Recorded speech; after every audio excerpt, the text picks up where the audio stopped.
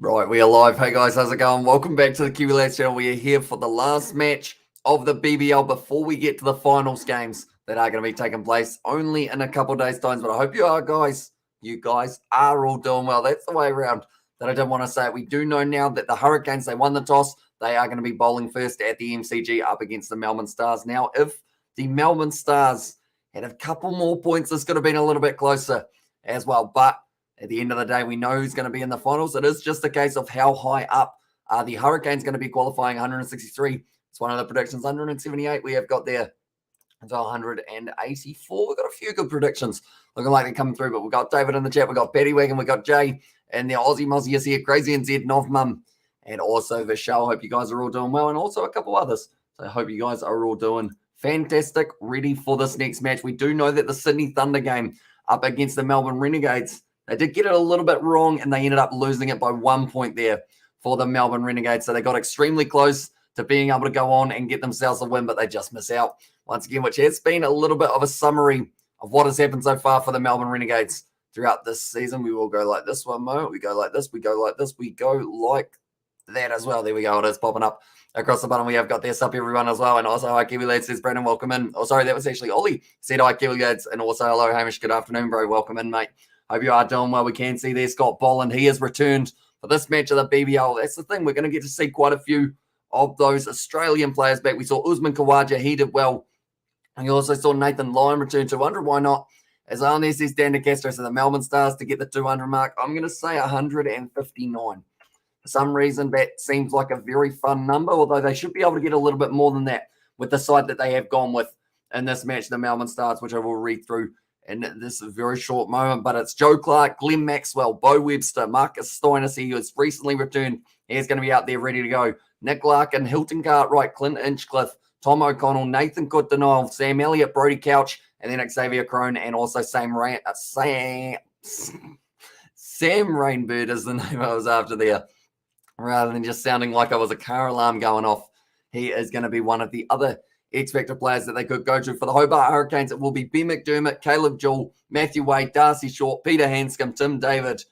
They're all just the batters, as they have got a very good side. Then from there, Mitchell Owen, Josh Kahn, Will Parker, Will Sanders, Sandeep Lavashane, Jordan Thompson, and Mac Wright. So that actually means that they've decided against going with Scott Boland here, which is an interesting choice. Last game at 3 p.m. was a great game. I was live at that game as well, says Brandon. Also, we got their waving from it. Dan, hope you are doing well, mate. Currently in New Zealand, we're sitting 13 degrees. It's rainy, it's muggy, but I've had a very good evening so far. George came round, Isaac and Daniel both ended up popping on the Xbox as well, and it was actually the first time in about 3 months that we've all been able to actually kind of sit down and play a bit of Xbox or something along those lines.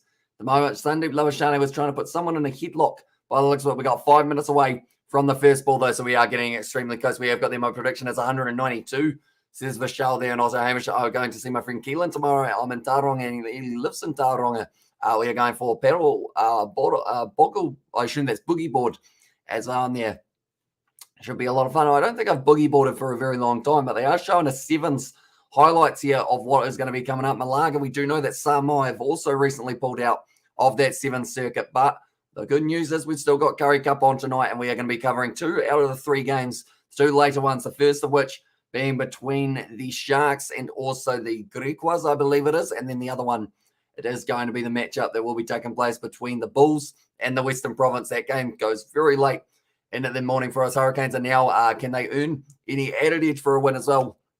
Like home pitch as well, says Dan De Castro. So with that win for the Sydney Thunder, that means that they have secured themselves, I believe they are going to be securing themselves second place, but I will just have a quick add up for Hobart lose what happened as well, says Salish. So we will look at the table. I know that Perth Scorchers cannot lose their first place position, though. That is one thing that is guaranteed at this point in time. But for the BBL, it is going to be the Stars versus the Hurricanes. So in this one at the moment, the Sixers, they are going to be second. And I think maybe points differential will come into it. And I believe the Sixers will still be second after the Thunder advance. So now, if the Hobart Hurricanes win this match, they get themselves a home advantage in the next game up against the Strikers. Whereas if they don't win this match, they don't get themselves a home field advantage up against the Adelaide Strikers. And instead, I assume it will be Adelaide Oval. And wouldn't mind the Stars win, to be honest. As I'm there, and also we've got the love to my man. And then also I was working on a video today.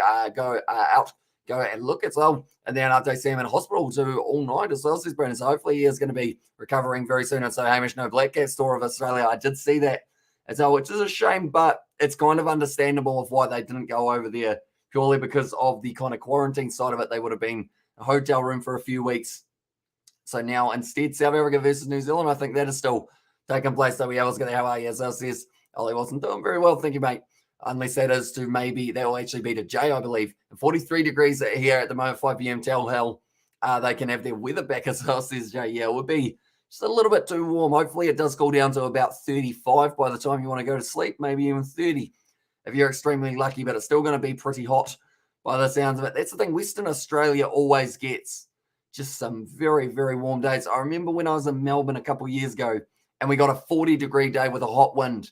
I feel like that probably isn't too bad compared to what you get for Western Australia on a daily basis almost. And at the moment, we got a Paw Patrol ad at the moment, which I mean, it's an interesting one because we actually talked about Paw Patrol a while ago. I know that people were asking me who my favorite dog was, and I couldn't name any of them. And also we got a good commentator as on there says Salish. So yeah, pretty much the Hurricanes, if they win this game, even if they get themselves a bash boost point, no, actually, no, I will take that back. If they win this game, they get a home final for their next matchup. But currently, we do know that a couple of the other matches that are taking place, it is going to be the Scorchers taking on the Thunder, I believe, as the main qualifying one. Then in third place, I don't think it can change. It will still be the other Sydney side, and then it will be the winner of whoever that one is. But 9:15 p.m., and that is going to be exactly when those games are all taking place. Friday, Saturday, and also Sunday. So we've got 2 days till the first one will be 30 degrees at 11 p.m. So this is JAC, even that's just a bit too warm. Like 13 at the moment for us feels quite hot, but I think that's just because of the mugginess side of it as well. But it is game 56 of the BBL.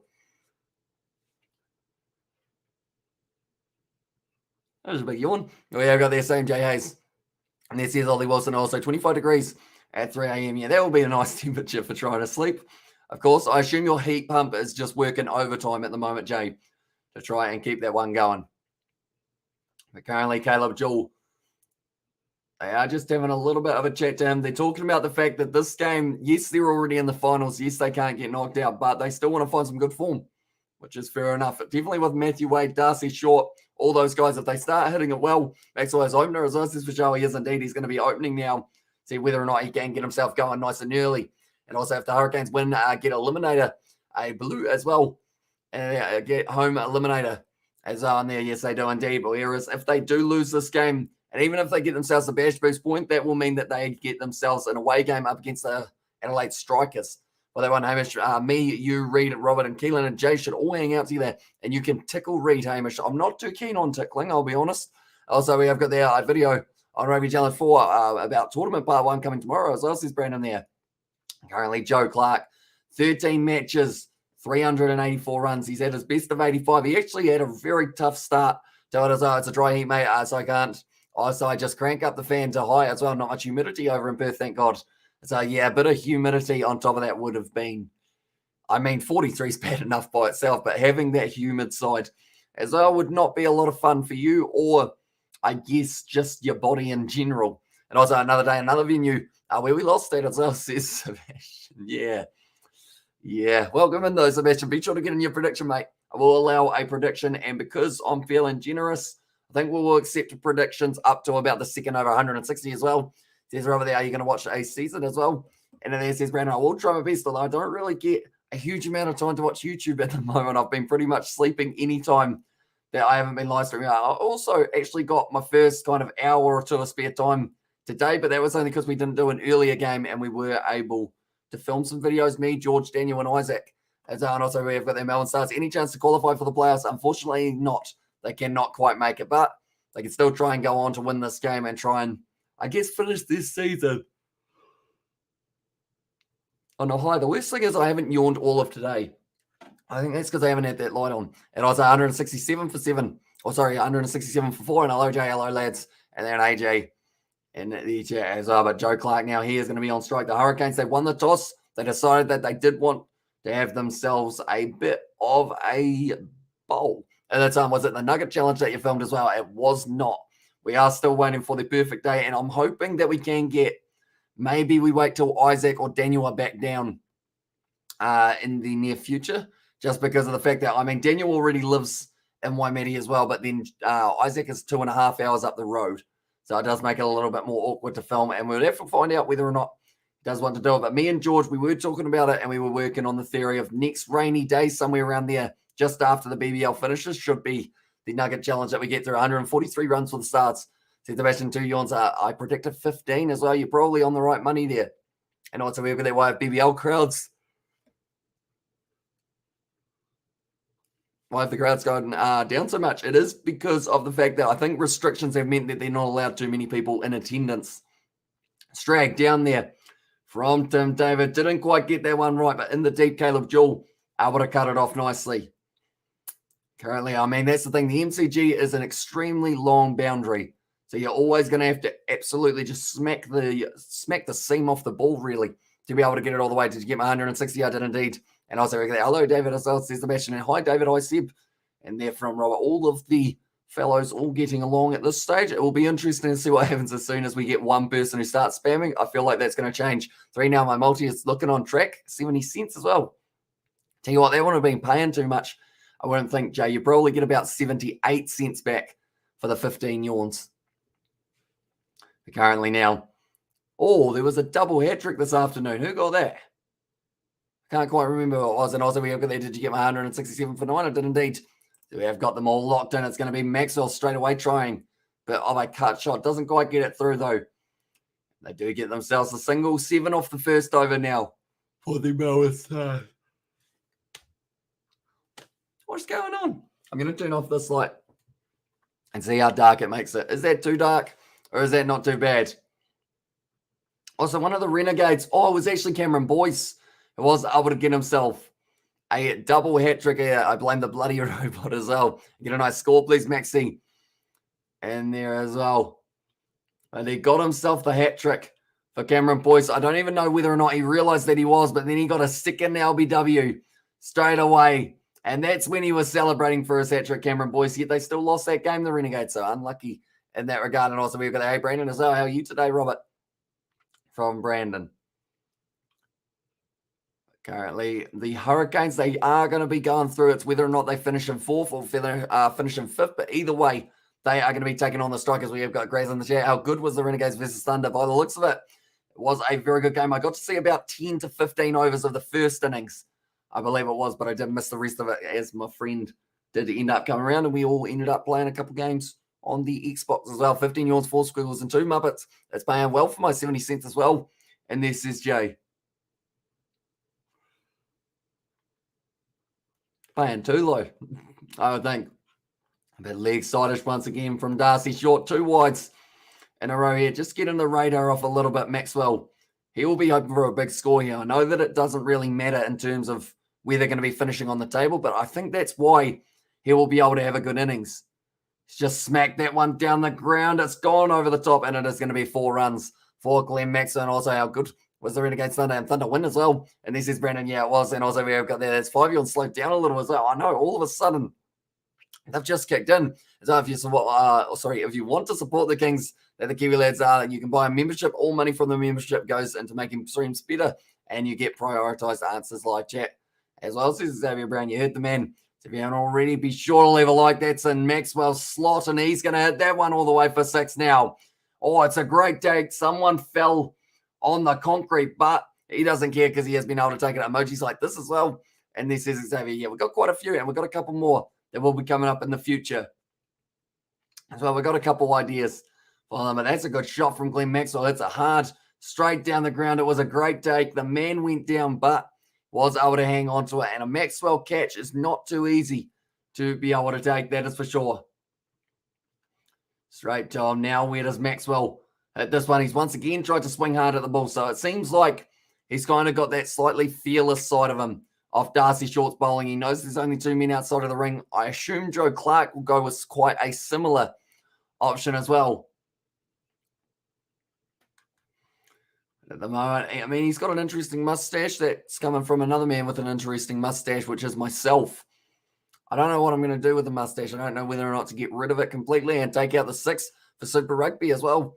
And it says Xavier, yeah, I think we will end up losing the 6th option just because we will be doing more test match cricket and also slightly longer format. So it'll probably be that one. And also the Boomfa will be coming back for Super Rugby. That's a nice shot from Joe Clarke. Out through cover, 4 more runs. Darcy Short at the moment. He's got a big smile on his face. It's just not quite going well. We have got the UPSC has said you should commentary India versus South Africa. I see that it is actually taking place at the moment. And it is going to be, I can keep you guys updated with what is happening throughout this matchup as well, but it is an ODI, the first of which between South Africa and India. And currently, South Africa, after 6.2 overs, are sitting 25 for 1.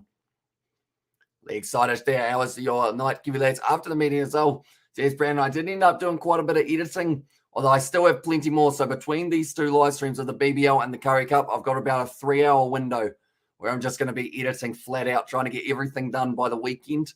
Just give me a bit more spare time. And by spare time, I mean time to sleep, because we don't really have too much spare time. Definitely not with the 7s coming around as well. And also we've got there, keep it, which makes you look debonair. Debonair, hopefully I pronounced that correctly.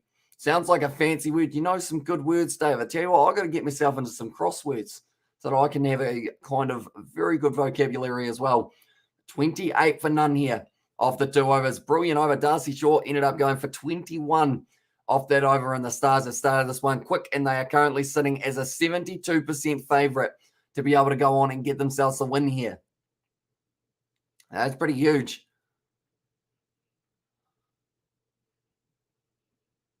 Oh, that's the one for Cameron Boyce at the end of that game where they didn't quite end up getting all the way for Cameron Boyce, and he did get 5 for his side, but just missed out. As our watch team already qualified for the top 4 as well, says at UPSC. So the teams that are through at this point in time, the Perth Scorchers, the Sydney Sixers, the Sydney Thunder, the Adelaide Strikers, and also the Hobart Hurricanes. It's just whether or not the Hobart Hurricanes or the Sydney Sixers, Hobart Hurricanes or the Adelaide Strikers will have a home final in their game. But no matter what, they will be playing off against each other for the next one, Hurricanes versus Strikers. And that will be, I believe, the game that is taking place on Friday.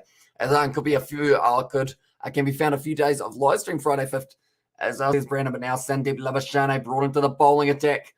This backward cut from Joe Clarke goes straight to the fielder, though. And I believe, I want to say that was Josh Khan once again. He did actually go for a few runs in his match the other night, but looks like he is going to be rearing to go once again here. Sandeep Labashane, it's a big shot from Maxwell over the field, and that is going to be another 4 runs. Maxwell now moving up to 19 runs of 9 deliveries. It just seems like they've decided, right, we're just going to go for this here. We don't care about so much as the fact that we have missed out on the final, but we're just going to keep on going. Rugby 7 live stream as well. And there's Brandon, and yeah, with the rugby that is coming up in Malaga, we are going to have plenty of Rugby 7's live streams for the men and the women, although the women's ones, a lot of those matches do overlap with the finals of the BBL. It's going to be nicely played by Glenn Maxwell once again, working it to the lead side. This is runs after runs after runs for the skipper of the Melbourne Stars here. They don't actually have Adam Zampa for this match, I do see. So I'm not too sure whether or not that is resting him or whether they just decided they would give a couple of the other players a go. But this is a brilliant shot from Glenn Maxwell once again. So we have got their highest wicket taker and scorer as well. And there says UPSC. I believe highest wicket taker at the moment is Tom Rogers. Highest run scorer is Ben McDermott. So actually both men who are normally in the Hobart Hurricanes. So that tells you how well they've been going this year. For themselves, that is going to be the 2 runs. Although if it's not Tom Rogers, I think it might be Sean Abbott or maybe Andrew Ty. I think those are the other 2 who are right up there after kind of this recent round. I'm cleaning the games a little bit earlier on, but I think they update it normally after the full round. So hopefully by tomorrow or the next day, we will know exactly who is sitting where. It's going to be a big shot from Maxwell once again. Steps across the stumps, and that's going to be some more runs here for the Melbourne Stars. They are on fire at the moment, sitting on a total of 42 for none off 3 overs. And also we've got there, England going as Great Britain or just England for the 7s. They're going as England for that one. England, Scotland, Wales, all breaking back off. England, Scotland, Wales, England, Scotland, Wales. Is there one more? No, I think that is all of them as well that are splitting off. But it should be exciting to see what England can do. Definitely in a pool up against South Africa, Fiji, and also Scotland. That's going to be tough.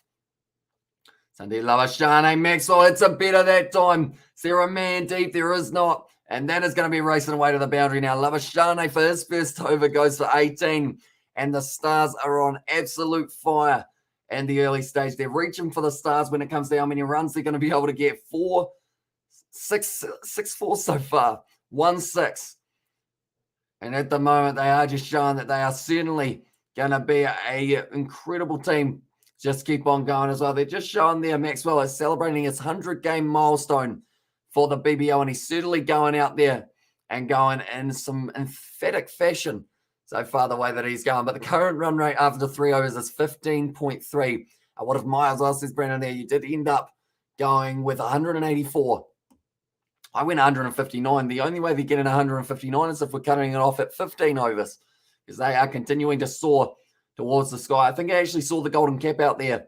So I think that was for an earlier game for the Sydney Sixers. I got confused for a second, but at the moment, Maxwell has been able to get himself the most runs for the Melbourne Stars in history. Also 102 sixes. So him and Aaron Finch, very similar in the timing that they were able to bring that up. Now, it's going to be now Will Sanders charging into the crease for the Hobart Hurricanes. Like they said, it's only going to be his second game of the BBL. And he's coming in at a time. That's just a great classic cover drive there from Joe Clarke. It's going to be racing close to the boundary. I think it's just going to be pulling up, though. Good chase from Darcy Short. Caleb Jewell with the relay. We have got there with the Blitzbox MVG, or Blitzbox MVG. When will the bad luck stop? As says Sebastian, you're exactly right. It's not going to be easy for them, but if they get through, it means you're knocking out either the gold medalists at the Olympics or the team who have won a lot of them in a row. Also, we've got there the Bears, and they're from Xavier Brown. Did he? Yeah, he did that one nicely. Darcy Short saving a run.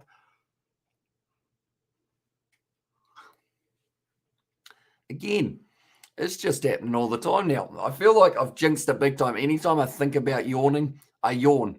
Even if I don't say the word. Misfield. And that is not going to be ideal at the moment. The Stars, though, they are sitting in an ideal position. Caleb Jewell with the misfield. 54 for none now after 3.2 overs. Maxwell had it hard tonight. And not just Maxwell, Clarke as well has decided, you know what, if he's going, I'll go as well. I give permission for everyone to get on the Bears as on there. There's Xavier Brown. I might get on the Fanta later on, perhaps. Could be a decent option. Joe Clarke just went straight through the field. Caleb Jewell disappointed with himself there. Went almost straight through his legs as well about the bowler. He looked a bit disappointed there, Sanders, but he's gone for 2/4 of his first 2 deliveries. 8 runs is actually more than we saw in the very first over of the match. That is the slowest scoring over for the Melbourne Stars. Now Sanders once again puts it out there. It's a good shot from Joe Clarke. Well fielded, though, by Matthew Wade, and it has kept it just a single, moving up to 55 now. So Hobart Hurricanes may have to chase down 200 here if they are not careful. Maybe even more than that. What is the highest score that the Melbourne Stars have gotten for themselves? Stars are flying as well, says JAC. They are indeed. They've got what some teams have taken 10 overs to be able to get. So it is just incredible. McDermott's sitting top of the run scorers, though, by almost an extra 100 runs for the Hurricanes. And he's actually played 1 less match than Philippi, 2 less than Wells. And then also the same as Mrs. Enriquez. What a start for the Stars. Yeah, they're doing incredibly well. Maxwell tried to hit that one hard. Didn't quite get onto it. And that is going to be a much-needed dot ball for the Hobart Hurricanes. If they can get a few more of those, we'll be going all right. It's morning, early evening, or early noon here. It might be a bit too early for the lager. And Sebastian, probably a good call. Do they have Fanta in Romania, Sebastian? Do let me know. Is that a Romanian? I feel like they would have it some other regions of the world that I can't think of too well. No, another yawn. I'm getting good at them, unfortunately. Maxwell currently sitting 33 of 14 deliveries. That's going to be off the edge. It's gone over the field, and that's going to be another 4 runs here. They've decided they might as well go out there, give the MCG crowd something to well and truly cheer for. Maxwell getting closer and closer to the half century, sitting 37 runs off 15 deliveries. This is the fastest start by BBL this season. I think never before anyone start here so fast. I would agree with you big time. Like, I don't think that's the thing with 8 runs off the first over. We were like, okay, we're going all right. And then all of a sudden they were like, you know what, 24, I think it was, off the next over. Then from there, another 18 was scored. And currently now The Melbourne Stars, they are currently going at 15.4 runs per over. If they continue at this rate, they're getting 300 runs. That's going to be another 4 runs for Maxwell. Just got enough bet on it. And that is going to be Maxwell moving up to 41 off 16 balls. They've only had 24 balls so far, and they have scored 63 runs here. And never too early for a beer as well. And there, a variety of fantasy, classic, orange, lemon, grape, tropical, the lot. So well, that is very good. Do you have yourself a Fanta, perhaps, Sebastian, if you are keen? If you've got them, that is, like in the house, I feel like going out and about to get a Fanta, even though it is a very rewarding process, probably isn't the best idea, depending on the time of day and also depending on how concentrated you are on the cricket. But this has just been absolutely insane how quickly they've been able to start here for the Melbourne Stars. They just keep going and going and going. Maxwell, 63 runs off 4 overs so far, 15.8, and Bolin is not playing as us. That is true. He is in the squad, but they decided that he wasn't going to be bowling for this one, and Maxwell has exploded like the Tongan. But bit soon there, I would say. And Fanta and vodka, apparently that's a very nice combo. And currently now Joe Clarke, it's that one, and it is a single, which is still probably not too bad. The Hurricanes, they won the bat flip, and they decided to send in the Melbourne Stars to the crease. Will they regret that now? Probably very much so. And also we have got the Hobart kept Rogers in. I think they're resting him for the final, but I can understand why you would want him there because he has been absolutely exceptional for them. Same with Nathan Ellis. Is Nathan Ellis injured? As also we've got the AA, and this is Eliels, and also we've got the not a fan of fizzy drinks as well, says Sebastian. They're not that great overall. I feel like they're just sugary. That's going to be another 4 runs. For that one, moving up now onto 68 runs, I believe it is going to be. Yes, it is. Of 4.2 overs and fastest 50 this season, I think Maxwell do here. As well says Vishal. Yeah, it is currently sitting 45 runs off 17 deliveries. What is the fastest 50 in the BBL? I'm going to have a look. There we go. Right. Fastest BBL 50. What we got? Chris Gale was able to do it off 12 balls. Yeah, no one's beaten that. Maxwell's trying. Hasn't quite got that one all the way to the boundary. There is a man back there. As well, and also we've got there. Hey, how are you? As well, in fact, it's bad. As well, and there, and Chris Gale. Yeah, 12 balls for his Adelaide strikers 50, which is that's just crazy for it as well. But definitely for this season, this will be the fastest 50, I would think, for Glenn Maxwell or anyone else. But Clarke sitting there on 21 off 8. He's actually still got a potential chance of being able to catch up with Maxwell.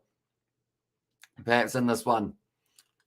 No, he's missed. And also, I was getting a drink of water as well. And there says, Brandon, it's always good to hydrate. That is for sure. I'm going to have to hydrate throughout the night as well because my voice will disappear during those Curry Cup games. But we've got 2 of them later on tonight that we are going to be covering on the channel. The first of which is the Sharks versus Ariquas. And then the second game is going to be the, who is it?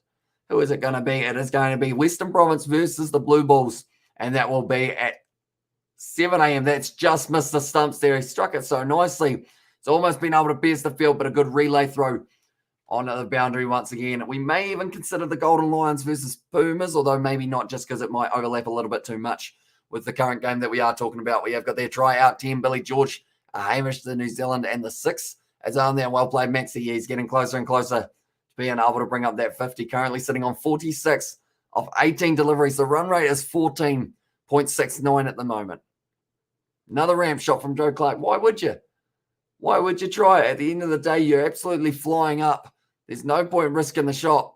Just play your normal shots and you do end up hitting it away to the boundary perhaps. But currently, 5 overs gone, 71 runs. Should the Jaguares join the Curry Cup or the Super Rugby? I'd like to see them join. I think overall, to be honest, maybe the Curry Cup wouldn't be a bad option for them as well. LJ has said hi as well. Welcome in to the live stream, mate. I hope you are doing well at the moment. The Melbourne Stars doing exceptionally well. Sitting there, 71 runs. Is it bad bowling or just great batting? I think it's a mixture of both, but also the line and the length hasn't been great from these bowlers for the Hobart Hurricanes. We've got quite a few bowlers who we haven't actually seen too much, such as a Will Parker, such as a Mitchell Owen, such as Will Sanders. All guys we haven't really seen throughout this season. A huge amount. Darcy Shaw, he went to the boundary quite a bit. And also Sandeep Lawashana as well, though. So it just shows no matter the bowler, seems like Maxi and also Clarke are going to be smacking this one away. But currently 18 runs off the first over of Sandeep Lavashane. Also, we've got, hey, Betty Wiener, I'm good. How are you? As on there, and also we have got about the good bowling or bad batting. Oh, sorry, the other way around. Maxwell almost ends up hitting it onto his stumps. This is going to be just the 2 runs. Tim David able to cut it off. And that is going to be moving him now up to 48 off 19 deliveries here for Glenn Maxwell. And you wonder, if they had done this one game earlier, could they have made their way through to the final? And you always wonder that question throughout the match. But currently, I mean, that's the BBL. You're going to have some that you win, some that you lose. And sometimes it's just going to always find the middle of the bat. It's off the side for Glenn Maxwell. He wants to. And it looks like he is going to be able to get it well batted there from Glenn Maxwell. He's been able to bring it up for himself. 20 balls, 50 runs there for Glenn Maxwell. And also we've got there 20 ball half century. Maxwell is a freak as well. And this is runaway puppet. And also g'day. What's happening here, Hurricanes? As I see Scott at the moment, I mean, they're going to have to find that line and length very soon. Although the good news for them is that, I mean, at the end of the day, as long as they win this game in the end, the Hurricanes, they will get themselves a home final up against the Adelaide Strikers. If they lose this game, they're still playing the Adelaide Strikers. It will just be away from home. Switch it there from Maxwell. And that is going to be racing close to the boundary. Didn't quite get it out of the middle. At the moment, thinking about 3, they just get the 2, though. This will be a bash boost target of 100 and something as well. Yeah, exactly right. Unless they slow down, you're probably looking at about 120 as your bash boost target. Tell you what, we're going to have to do another little Google quickly. We're going to go like this. And we're going to go highest BBL innings score. What do we got here?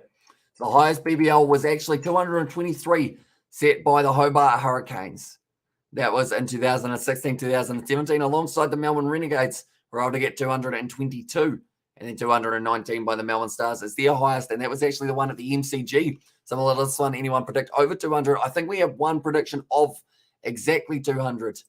If I'm not wrong, where is it? We have got the 192. We had Dan DeCastro said 200. Why not? As on at the moment, he's looking like he might get himself quite a bit. We have got a few donuts there. And Monster Maxwell, Monster Maxwell in there, says Roman. Yeah, playing extremely well. Joe Clarke just trying to keep that speed going along nicely. That is going to be the end of Sandeep Lavashane's over. They actually only got themselves 8 off that over. In fact, it may have been even less than 8, which is something that we do not normally see.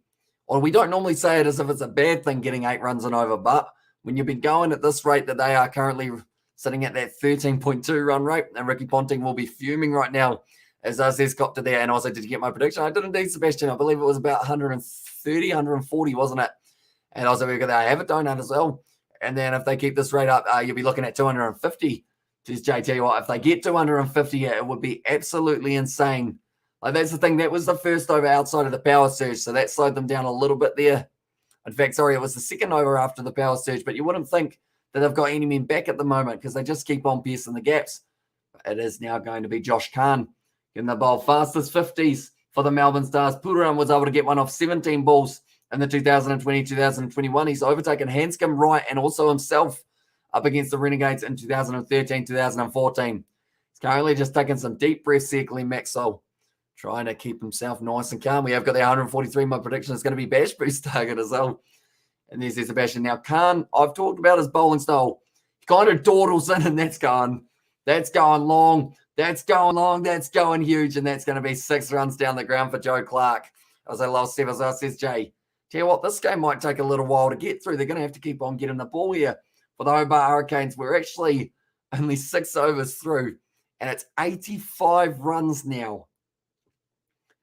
I think that they've gone on to their settings, the Melbourne Stars, and they've decided that they got sick of getting beaten on about amateur to pro, so they've decided to just bump the difficulty down to rookie so that you can just smash everything out of the middle of the bat. That's kind of similar to what it feels like at the moment, but they're doing extremely well, the Melbourne Stars. Oh, that one's off the edge. Someone back there. No, there's not. And the luck is still falling on the side of the Melbourne Stars as well. Another 4 runs. They move themselves now up to 88.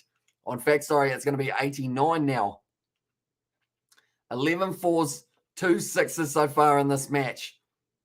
So the Stars, they've decided if we can't end up getting ourselves a win and through to the final, we might as well just keep on going. This is in Melbourne or Hobart. It's at the MCG.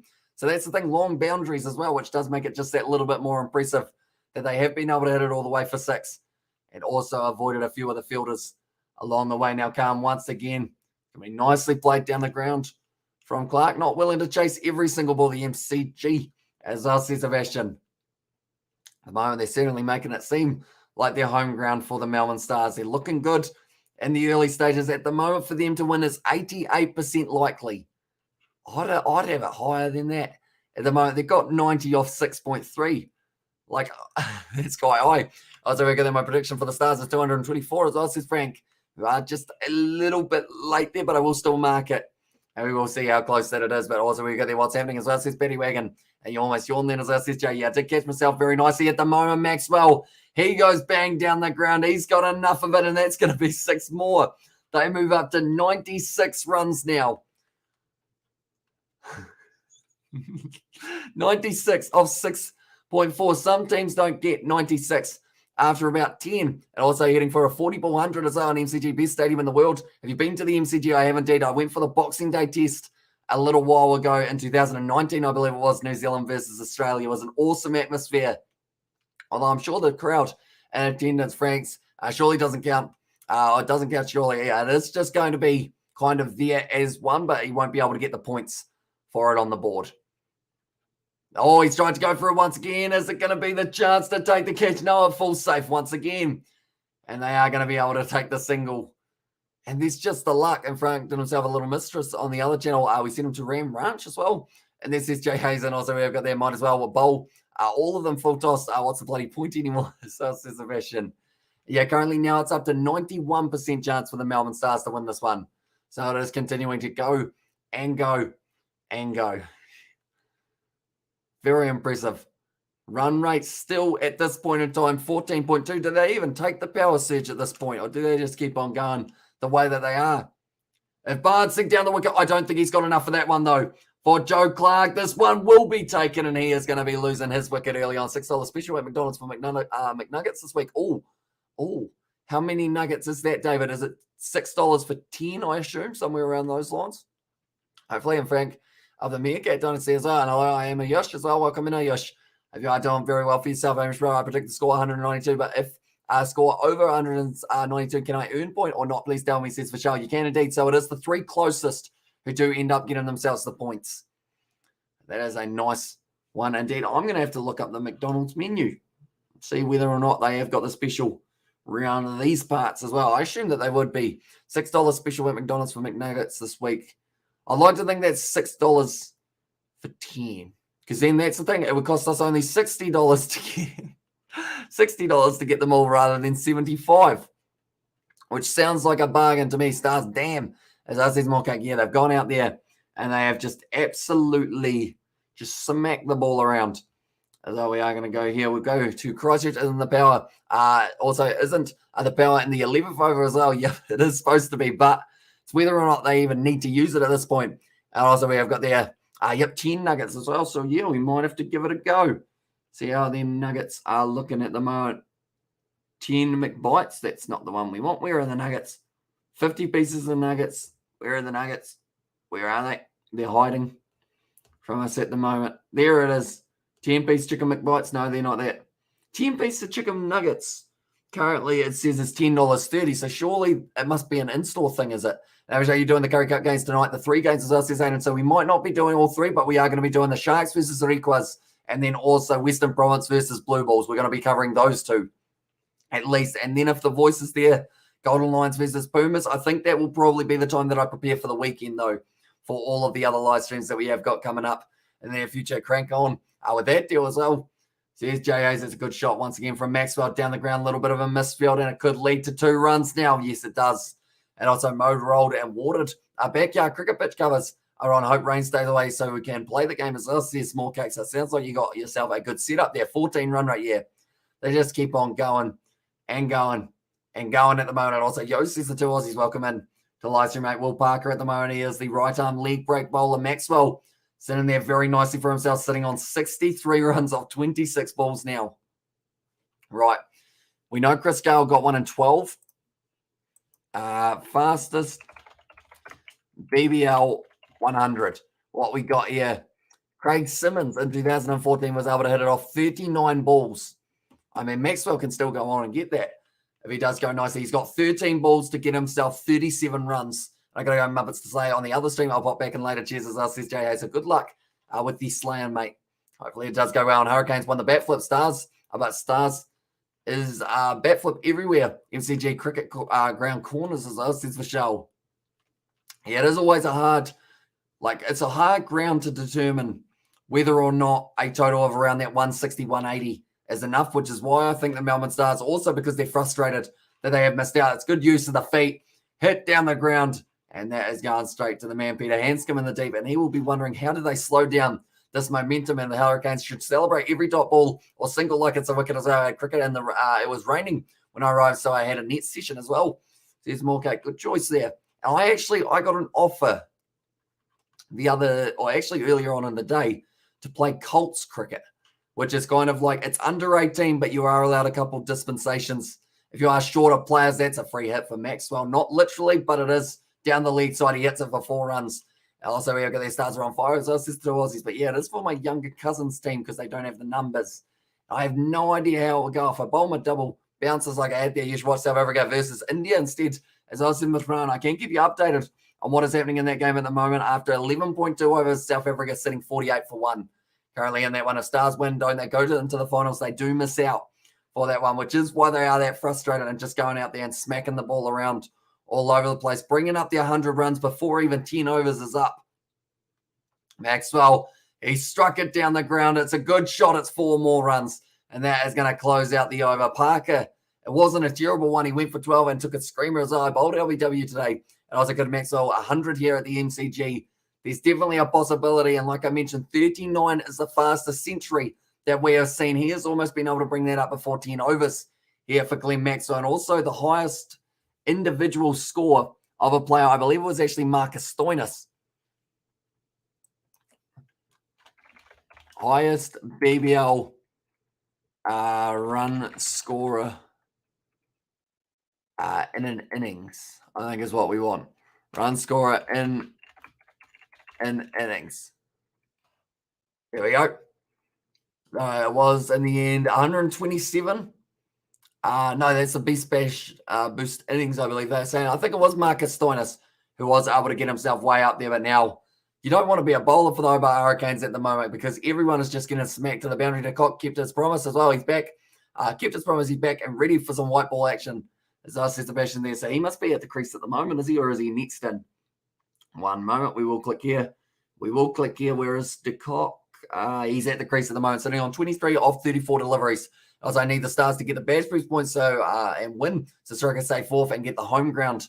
So I says the 2 Aussies, although with the win, I think it's pretty much even if they don't get the badge boost point, if they do end up getting the badge boost point, the Hobart Hurricanes, they still don't go above the striker, so they need a win here to be able to get it. And currently it is sitting as 90% chance that the Melbourne Stars go on to get that one. I found 2 balls, 1 red and 1 white as well. That is the best part of going to the nets, is always finding all the balls that people have hit in the trees.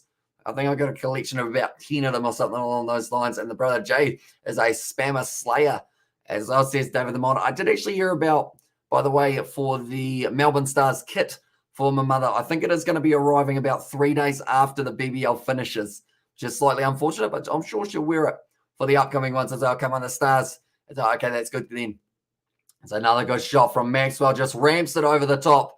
And that is going to be now Maxwell up to 75 of 29 deliveries so far. This has been an absolutely magnificent innings from Glenn Maxwell. We're not even 10 overs in, and they're currently still going at 13.7 and over. This has been a thrilling game, definitely with the finish to the last match that we did get to see between the Thunder and the Renegades. Now the Melbourne Stars, they are just continuing to go and go and go. And depending on who they bring out there, I believe it would be Marcus Stoinis. Can you see the star in the field as well? It says, it's a good shot down the ground. Oh, yeah. Actually, yes, now that you say that, I can see a little bit of the outline. It's kind of behind where KFC delivers, if I'm not wrong, and they've marked it out. Maxwell is on fire, as I said to the Aussies. He is indeed, sorry. Oh, they've just actually shown the fastest 100. So 39 balls for Simmons, like I mentioned. Then it's right Then it's going to be McDermott. Then it is the Wade and also Ferguson as their next two. Is that Callum Ferguson when he used to play for the Scorchers, in fact? If Stars win in Bash boost point, do they get to the finals? They do not. They will still miss out for that one. But Maxwell gets himself the single off the last delivery. We have got their Heat. Did well against the Sixers as well. There's more cake and wait. This is the last game of the year. It is until the finals. The finals will be starting up on Friday. Then we've got one on Saturday, then on Sunday, and then Wednesday, and then Friday. Next week, it is the grand final. Oh, and the Kieran, the Christmas, the out, the Try, the 10, the Billy, the Hamish, the New Zealand, and the 6 from Xavier as well. Currently now Maxwell sitting on 30 balls. He's got an inside edge. Is not going to be going through for another 4 runs. So he still needs another 24 off 8 deliveries to tie the best and the fastest 100 that we have seen in the BBL. And also Heat have gone tomorrow as well, I think. And there's more cake. Or have game tomorrow? I don't think they do. I believe that it is going to be a bye day for all the sides to then prepare for the final. Currently, Owen so far, not a bad over. Maxwell tries to overhit that one. Will get himself the single, and that will be the end of the over now. And after 9 overs, they're sitting 117 for 1. That sounds like a weird thing to say. Because 117, normally you'd be like, oh, yeah, 117 off 15, 17 overs. And also, we have got there, Hamish, I dare you to purchase Donna a maroon Queensland jersey and a large portrait of the King, Wally Lewis as well, says David the Mod. I mean, it would be an idea. Although I don't know how happy she would be. But I'm going to see how much a Queensland shirt is as well while I am at it. Player Sports, what we got. I guess I'd have to buy one that's a big enough size so that my dad could possibly wear it if my mum doesn't want it, perhaps. That could actually be what I get my dad for the kind of evenness. Oh, Moana Pacifica's jersey is now on sale. Liking it a lot. How do I find things? There's normally a search bar on a website, and this one does not have a search bar. Rugby league, that's what we want.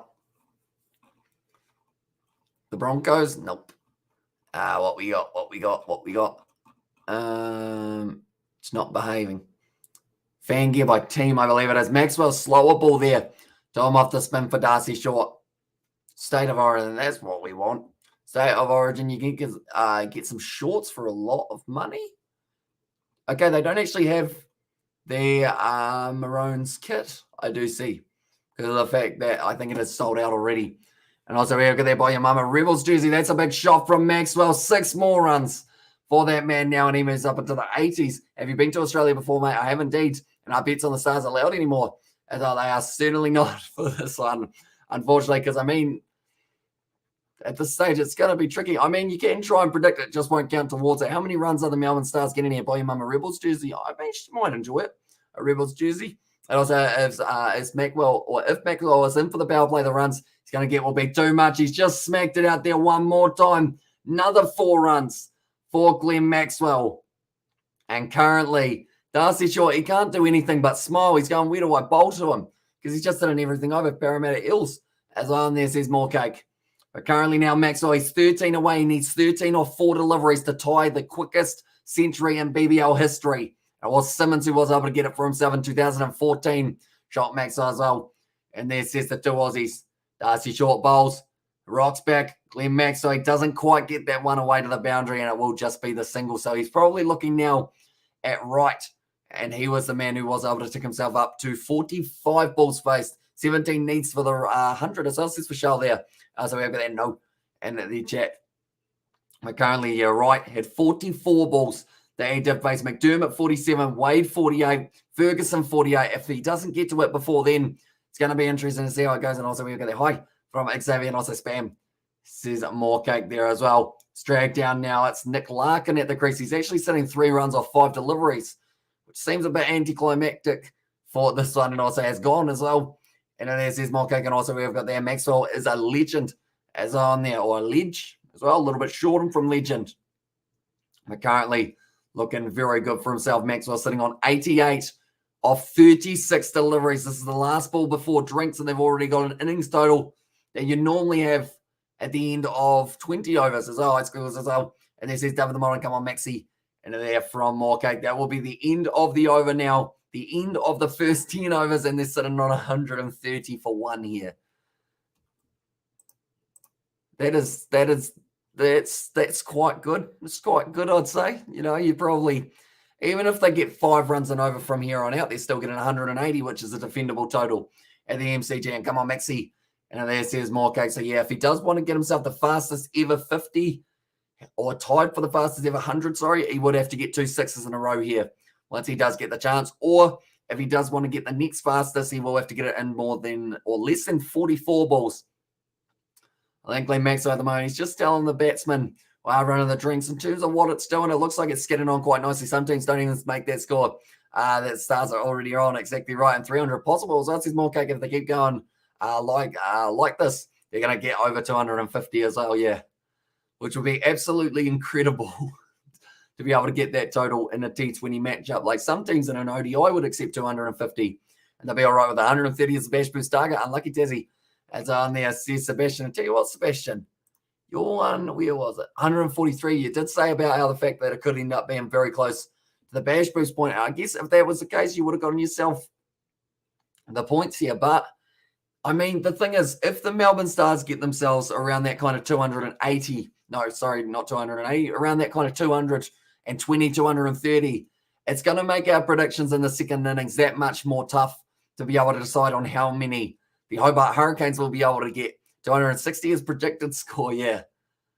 It's a lot. That is a lot, that is for sure.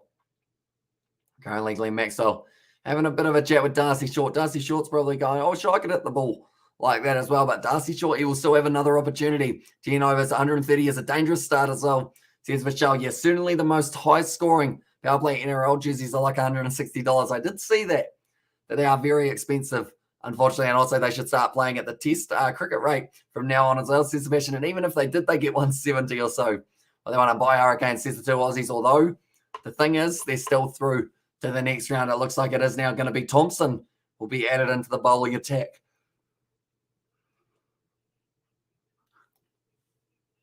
So we go there. If Canes win this, then Canes need a ladder rise, as well, says more cake. And if they do win this game, I believe, depending on the points differential, they will actually move themselves up above of the Adelaide Strikers. But currently now, it is going to be the power surge taken. Maxwell hits it up in the edge. They have a man back there, almost taken just a little bit over the edge of Peter Hanscom, though, and they get back for the 2 runs. That one popped off the surface straight to Jordan Thompson. We have got there. I don't think they will. It's come on, you Strikers. So it says the 2 Aussies. And tell you what, if they somehow win this one, the Hobart Hurricanes, like that will just show the fight and determination that they have got. I'm currently going to look at the odds just for a moment, see what they are sitting on to be able to go on and win this game. $9. That's actually not a huge amount for the situation that they're in at the moment. Also, please Stars win as well. It's a short ball. Maxwell hits it over the top, and that is going to be another 4 runs for Glenn Maxwell. He moves up to 95. Now we have got there. QLads, can I please add you on Discord as well, says Ollie Wilson. We have got our Discord server because I don't actually completely know my name. I think it's Boothy01, but I could be wrong there. But I know that we've got the Discord server if you do want to check that one out as well. But at the moment, Maxwell 95 of 39 deliveries. Larkin at the other end, he's sitting on 3 or 5. He doesn't even need to be out there at the moment for Larkin. Maxwell's going to try and get himself a whole first innings total by himself. See how he can go. But currently now, does he go 6er out here, Maxwell? Does he play it sensibly if it is in the right spot? Thompson now, it's a short ball. It's glided there by Maxwell. And he moves up to 99 now off 40. So as long as he gets a run in the next 3, it is going to be a good chance that he does bring it up. And it is Stoinis who is very happy for him at the moment. How do I get him on as well? And this is the 2 Aussies. I think it is just a case of it is so far the people who have been around for a very long time on the channel. And also, I guess it is just when we end up having the chat go a little bit too quick that we do need a little bit of extra help in that regard. But we've got about 7 or 8 mods at the moment, I believe it is. And a lot of them do tune in for most of these ones. Maxwell hits it to the leg side. Well batted by Glenn Maxwell, the second fastest century in BBL history. And that is going to be very nicely done, Glenn Maxwell. Second 100 in 100 matches, both in BBL 11. As I said before this point, he hasn't actually been able to bring up too many. And me as on there. And also, there we go, 100, says Nov Mum. Glenn Maxwell, he's got the head up. He's got the helmet in the air. But the thing is, it's 140. They've only batted for 10.4 overs. So they've still got plenty more time here for the Melbourne Stars. I earning points tonight. I don't think about that. But Maxwell, get his. I must be happy tonight. As and also, do I need to do is be on your, do all I need to do is be on all your streams as us as the Aussies. It is a good start anyway. And then when we are normally looking at the ones who have been around for the longest and kind of hanging around type thing. And also, Maxwell is going. My fantasy side is getting big points. He's captain all. You've chosen very well there, Robert. You're getting a lot. 10 out of 10 out of 10. Great job, Maxie. So in there from Paddy Wagon. Currently, second fastest 100 in BBL history. Whereas the scoreboard hasn't updated, hasn't it? Oh, it hasn't. Come on. I think Maxwell's broken the scoreboard at this point in time because I am hovering over it. Oh, he's been bowled there, Lark, and he was like, I want to join in, and it was like, no, get out. So now Marcus Stoinis, he will be making his way to the crease. Hopefully the scoreboard does update itself very soon, but it is just sitting there. It's actually on the Google side of it as well that they have not been updating it, so hopefully that does get fixed in the very near future because we're currently seeing a hyper runs for him as well. Maxie is just on fire, sad as well in there. Says the two Aussies and refreshing does not says more cake. I just tried it on my iPad, seeing if refreshing it does help, and it doesn't actually. By the looks of it, we are just waiting to see how it goes. Nope, only Maxwell could score. As I said, Petty Wagon, but now it's going to be Marcus Stoinis making his way out. Oh, it's slowly getting there.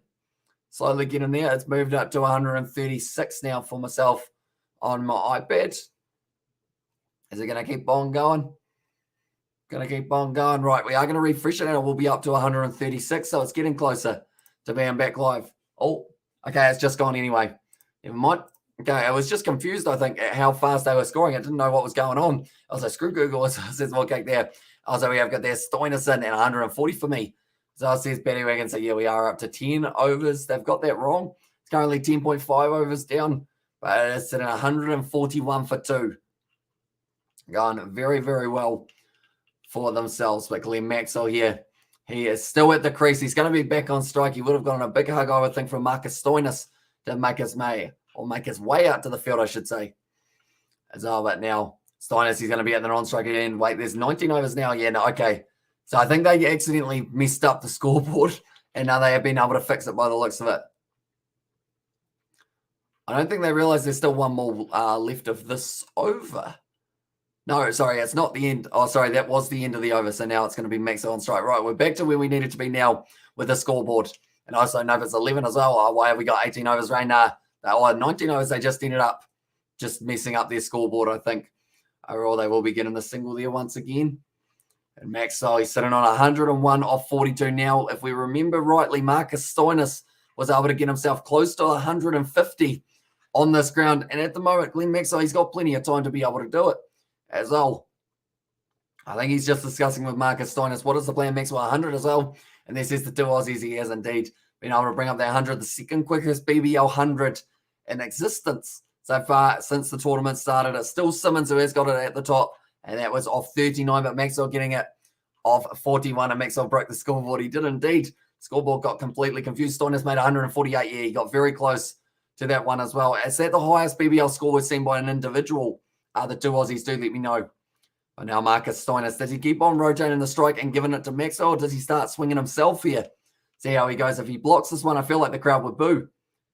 Does get the single down the ground, and now Maxwell will be back on strike. But all of the bowlers for the Hobart Hurricanes, they have been expensive. Tim David actually having the first over of the match. He only went for 7. They've bowled 1, 2, 3, 4, 5, 6, 7, 8 different options for bowling. The only men who haven't bowled is Ben McDermott, who's behind the stumps, Matthew Wade, and then the other man who has not bowled, I believe, is Caleb Jewell. Other than that, every other player.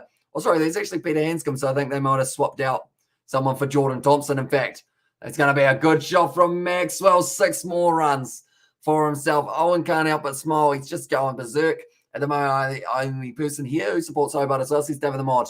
I don't believe so, David. I know that, or not so much in this live stream, but my uncle who lives in Australia, he actually supports the Hobart Hurricanes. So while I decided it's Christmas season still. So when it is going to be arriving, because I actually had to send my stuff for my mum to Australia to then get it shipped over here, and it is my uncle who is going to be shipping it over. So I decided to throw in a Hobart Hurricanes cap for him as well, for him to take out and then send over the Melbourne Stars stuff for my mum. There you go. So he will be wearing one, and he will certainly be going for them in the near future. We have got there, Maxwell. You're ready. You're really on fire as well. Says the two Aussies. He is indeed. Maxwell had 175 runs of Chris Gale. IPL record broken tonight. So it says for show, and also they throw in everyone just to hand Maxi runs as well. And they don't seem like they're going to be slowing him down. And yes, Stoinis made the high score of all time in the BBL on Stoinis. And as says Robert, but currently that is going to be hit once again by Maxwell to the boundary. He's sitting on 111 of 44. So no one's got themselves 150 in the BBL. Imagine what this will do to the points differential if they were close. And also, yeah, I think we've met your uncle. Although it isn't actually Uncle Russell, it is the other side. That's 4 more for Glenn Maxwell in the power surge, punishing them at the moment. And they don't really have too many options to be able to shut it down while they can only have the 2 men outside of the ring. But yeah, there's her other brother, her twin brother, who does go for the Hobart Hurricanes. So I did decide to throw in a cap for him just because he has talked to me on the phone. We actually talked for Christmas. Why do they say that Fiji versus Canada match has just been completed and it is 0-0 for Malaga, Spain? I think someone pressed the wrong button there. Yes, they did. Oh, well. I just got a notification saying that their match had just finished, but they aren't supposed to be starting that for another couple of days. Maxwell whips it off the legs. It's going straight to the man in the deep, and that is going to be the end of the over now. And also we have got that Maxwell stop low as us as the two Aussies. He's trying to prove a point. And I mean, at the end of the day, if he gets himself another 70 runs or so, he goes right up there in the run scorers list. That's a good shot from Maxwell all throughout that power surge, just finding the gaps, almost taken by Peter Hanscom. But it was a short ball early on that just really went downhill. My voice is going to be going downhill if I keep on talking at this rate, but they keep on in the boundaries. Hamish Rowe, he's trying to get 200. Also, if he play all 20 overs. So that says for sure. And yeah, start to finish from would be very impressive.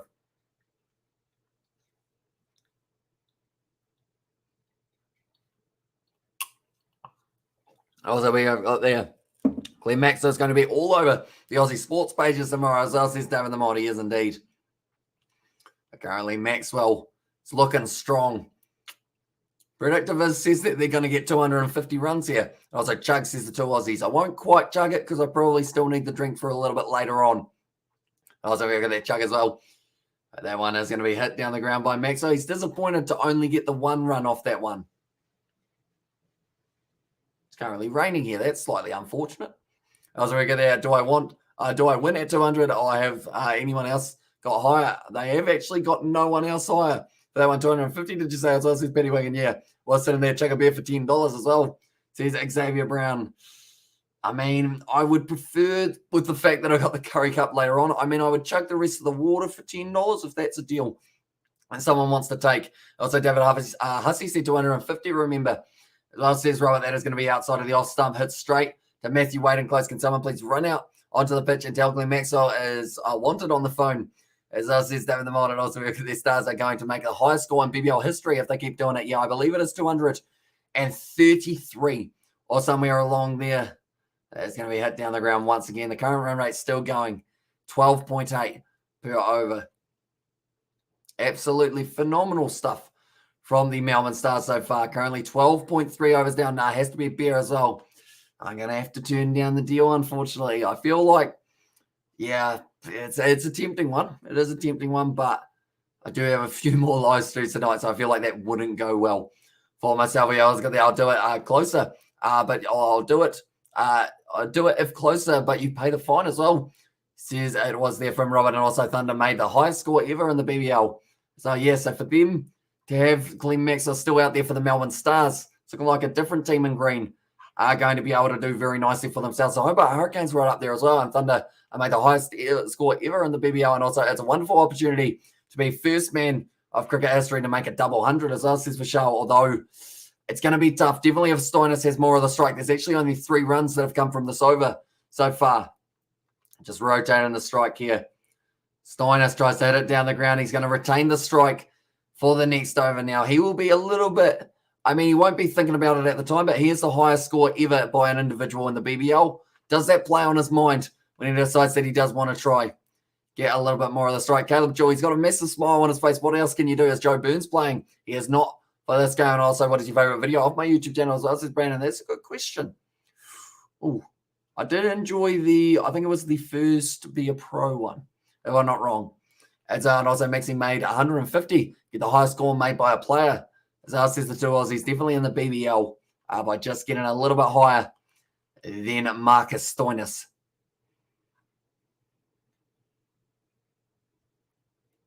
Like they're saying, a little bit of experimentation with the lineup, but I mean, it's going to be rough. And you wonder what the momentum will be like for the Hobart Hurricanes as they make their way closer and closer to their final matchup up against the Adelaide Strikers. It's hit down the ground there from Stoinis. He's not happy with it. It's 6 runs, though. And it's going to be 6 more for the Melbourne Stars. He didn't look like he was too happy. He either knew that he was getting caught out on the boundary or he was getting it for 6. And it still goes over there. McDermott will be watching this one on and going, what am I going to have to do when I make my way to the crease if everyone just hitting boundary after boundary after boundary? It's probably lucky Nick Clarke made his way to the crease at 3 runs off 7. Stoinis striking it nicely down the ground. It's over as he once again, and it's going to be 6 more runs for Marcus Stoinis. Stoinis wants some fun as well, says Benny Wagon. And also my favorite is the GGA live stream on the Kiwi Lads Gaming. Is on there, says Brandon. But Marcus Stoinis, he is going bang as well. 2 6s so far for him. They are just continuing to go and go and go. This is a score that would be defendable after 20 overs. Whoa, that's a wide ball from Tim David, and that's going to be at least 2 extra runs for wides. The round arm out, and they are going to be able to run between the wickets twice, so that's an extra 3 runs for them as well here. 177 runs they are sitting on. So we got at least says Missy Amish as well. And there says Ollie Wilson. And yeah, at the moment, the one thing that is not missing is, of course, the ball from the middle of the bat. For them at the moment, the Hobart Hurricanes, they still are only paying $12 to be able to go on and win this game. Look at that average rate. All prediction failed to Maxwell so far. So it says for sure, yeah, at the moment, he's trying to get all the runs by himself. And also got us 250, 200, or 240, 250 on the cards as well, says Chris Howe. And also stop the game. There are children from Tasmania watching. And I agree, says Betty Wagon. That's the thing. We talked about it the other day of whether or not there had ever been a declaration. Oh, that's big. That's big from Stoinis, or is it? Yes, it's 6 more, and they just can't stop it from going over the rope. It's going to be Makram losing his wicket in the game for South Africa, sitting 68 for 3 off a run out. 17.4 overs down, covered in Auckland as well, says Brandon. So that is not ideal. And 31, I think, for Robert there as well. What is the lowest BBL score ever, says Xavier Brown. I wonder what the biggest winning margin is as well, now that we're thinking about it. Currently, Stoinis, he's just hitting everything that's through the field as well. It's going to be cut off, but they will still get the 2 more runs. This is just batting and batting some more here for them as well. And also we've got their 31, I think, says Robert. And currently the Melbourne Stars, they are sitting there 185 for 2 off 13.4 overs. Also we've got the OMG Willem. And as I was, what was your prediction again, mate? Oh, it's hit down the ground from Stoinis, just a little scoop. And it does end up going for the 2 runs. Good run in between the wickets. Stoinis at the moment wants a quick 50 as well. And also we got that 160. Says Robert, I mean, at this point in time, I might as well just give the points to Dan. Save me doing it at the end of the at the end of the innings. It seems like it is going to be easily Dan De Castro. He said 200. He is going to be getting those points for this one as well. But now Tim David, struck down the ground once again, nicely by Marcus Stoinis, closing out the over. He does retain the strike for the next over. So Maxwell not actually getting any of the strike for that over. And that is going to be 188 for 2 now. So we will go down quickly. And we will go down to Dan De Castro. He gets himself some points. Dan De Castro gets himself the full 3 on offer. And then it's pretty much whoever else said that it was going to be the massive numbers. So we have got there 180 or 192. It's a good call. So that is going to be Vishal, who was able to get himself a couple points. And we will go like that and like that. There we go. 2 points for Vishal. And then also in third, it is going to be Captain James, who does get his points. And the fact that I'm already giving out these points now just shows how high they are going. Like, they've already got more than Captain James said that they get in their full innings at this stage. And also was that after the video said our bowling has been banned in Melbourne. Says Sebastian. Yeah, it does seem that way. I actually saw who was it? A Snain who is getting his bowling style questioned as well, which is an interesting one. Right, Stoinis now trying to smack that one. Someone's going to do a back muscle soon if they keep on trying to hit the ball as hard as they are. Oh, okay. Australia scored 263 for 3 up against Sri Lanka in a T20. And also, we've got there. Are you going to watch a video after the live stream as well? I'll probably end up cooking some food and also getting all of my thumbnails and everything ready for not just the Curry Cup, but also the whole weekend. Maxwell hits it. I don't think he's got enough of that one. And this is going to be falling safe as well. It is his night at the moment. Does end up getting it off the edge. There's a smile on the face of the bowler, Parker. What else can you do other than just sit there and go, well, that one was close.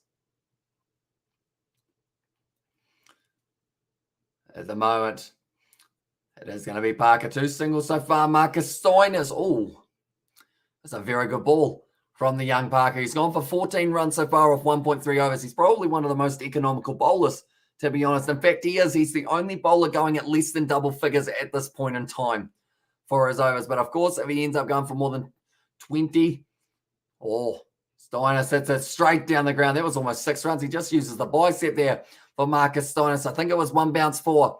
And that is going to be racing away once again. We have got there. It's just one of those nights for Maxwell. And that when you are on, you're on. Exactly right. And Marcus Stoinis seems like he's going to be having one of those nights as well. He's just absolutely smacked that one down the ground. 1 bounce 4. 1 bounce 4 for Stoinis. And it was straight away. It was shown by Anscombe that he did say the 4 as this is the Pakistani bowling style, or that is the Pakistani bowling style. They never have to worry about bowling because they set ridiculously high targets as well. What's up? Remember me from last night as well? Says Joseph. Welcome in to the live stream. And also, Chris has said 143 is going to be the prediction. 5 down as well.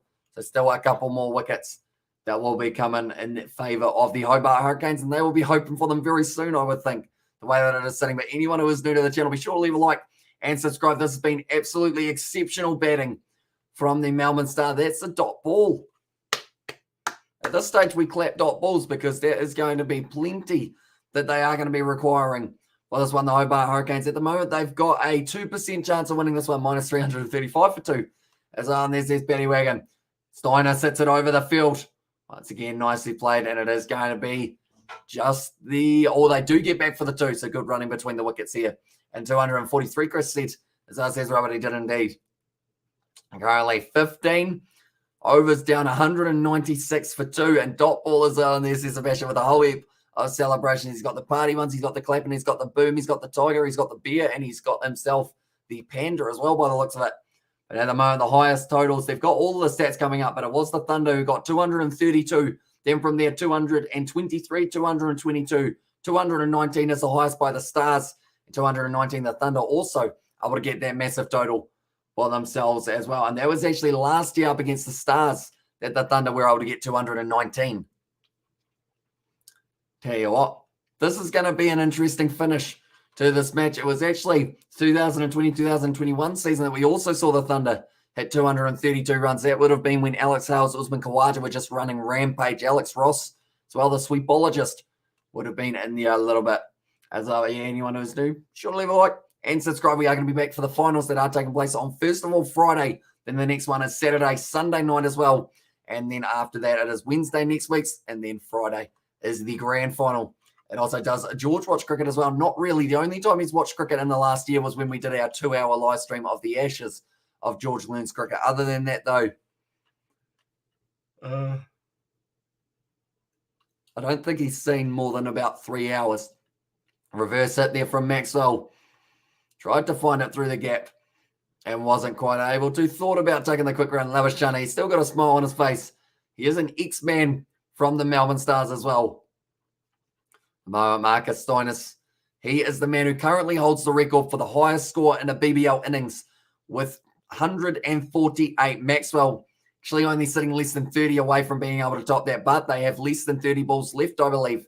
at this point in time. In fact, they've got 29 now. And also, who's winning tonight? Sharks, Riquas, Lions, Pumas, and Bulls versus Brumbies. I would say the Bulls, the Sharks, and also the Pumas, I'm going to say. And also, for God's sake, lads, the crime rate will blossom in Tasmania after this game as well.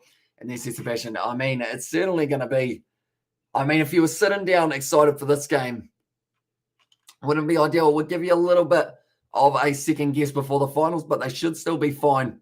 I feel the Hobart Hurricanes, they've got the talent, they've got the ability of being able to go on and get themselves a massive total in those games up against the Adelaide Strikers, etc. But for this game, it's just still going the way of the Stars. That's a good Yorker bowled from Thompson.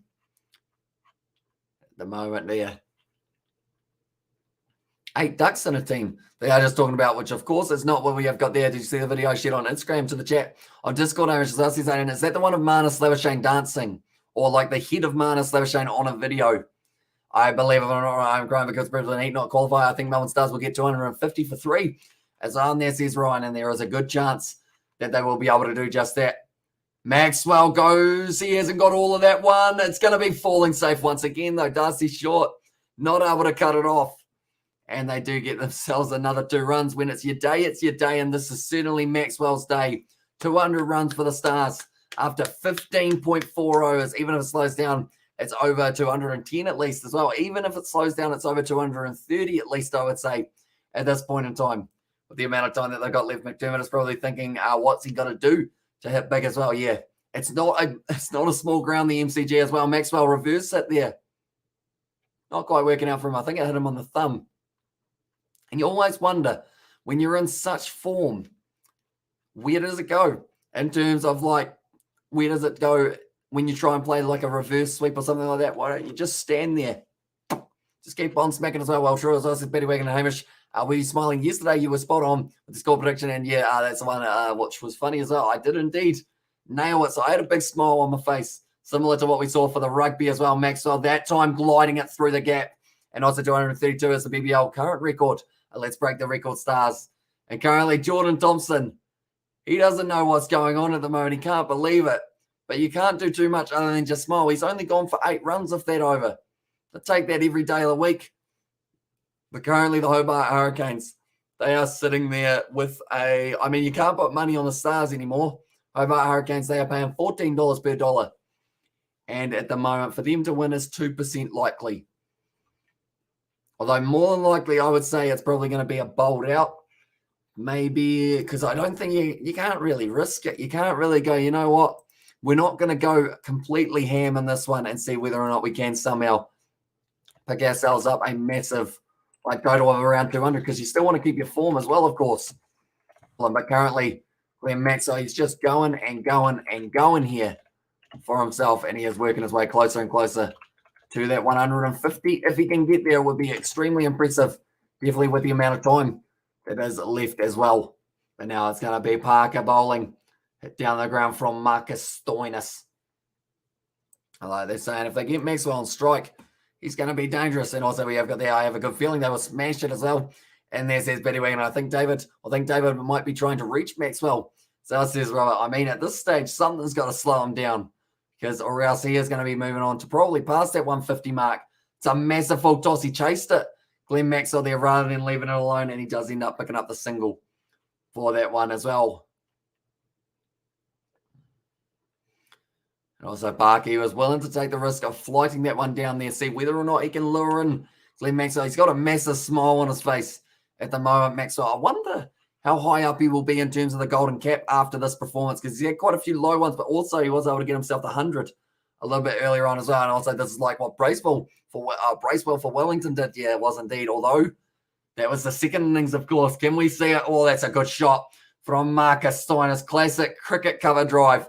And that is going to be another 4 runs. We have got their high as well from Shannon. Welcome into the live stream, mate. At the moment, we are seeing just a masterclass of batting between Maxwell and Stoinis, the 2 big men going to work. Stoinis sitting on 39 off 19. He'll be looking towards his 50 as well here at this rate. Now the Hobart Hurricanes have a 1% chance of going on to win this game. Also, we have there, Hamish. What do you think of Marnus' dancing skills? He looked pretty skillful for that one. That's another massive shot from Maxwell. Sorry, it was actually from Stoinis. He just ends up dragging it down And it was hit out through that gap for another 4 runs. Stoinis moves up to 43. The partnership is 73 of 35 deliveries. And also we got that high Shannon Humphries, says Xavier Brown, but currently sitting there 16.4 overs down. Do I get my predictions? I see Shannon probably a little bit late in this one, Shannon, I would think. Do let me know how many you think they will get. You just won't get the points for it at this stage. It is 214 runs. They're getting closer and closer to chasing down the most ever. That was just inside. Stoinis disappointed, but he did step over just a little bit, so it's understandable. I think McDermott just asking the question to Stoinis as well about that one. Now Stoinis on strike, puts it on the stumps, hit out there to the mid-wicket region. That once again almost places between the two fielders. And that is going to be another 2 runs. That will close out the over now. And that is going to be 216 for 2 off 17 points there as well. I forget that my prediction I have as well, says Chris Howe there. And that was for 248, wasn't it, if I'm not wrong? When a 4 is disappointing as well. Exactly right. Like, we're just seeing so many boundaries back to back to back to back to back here that anything else seems weird.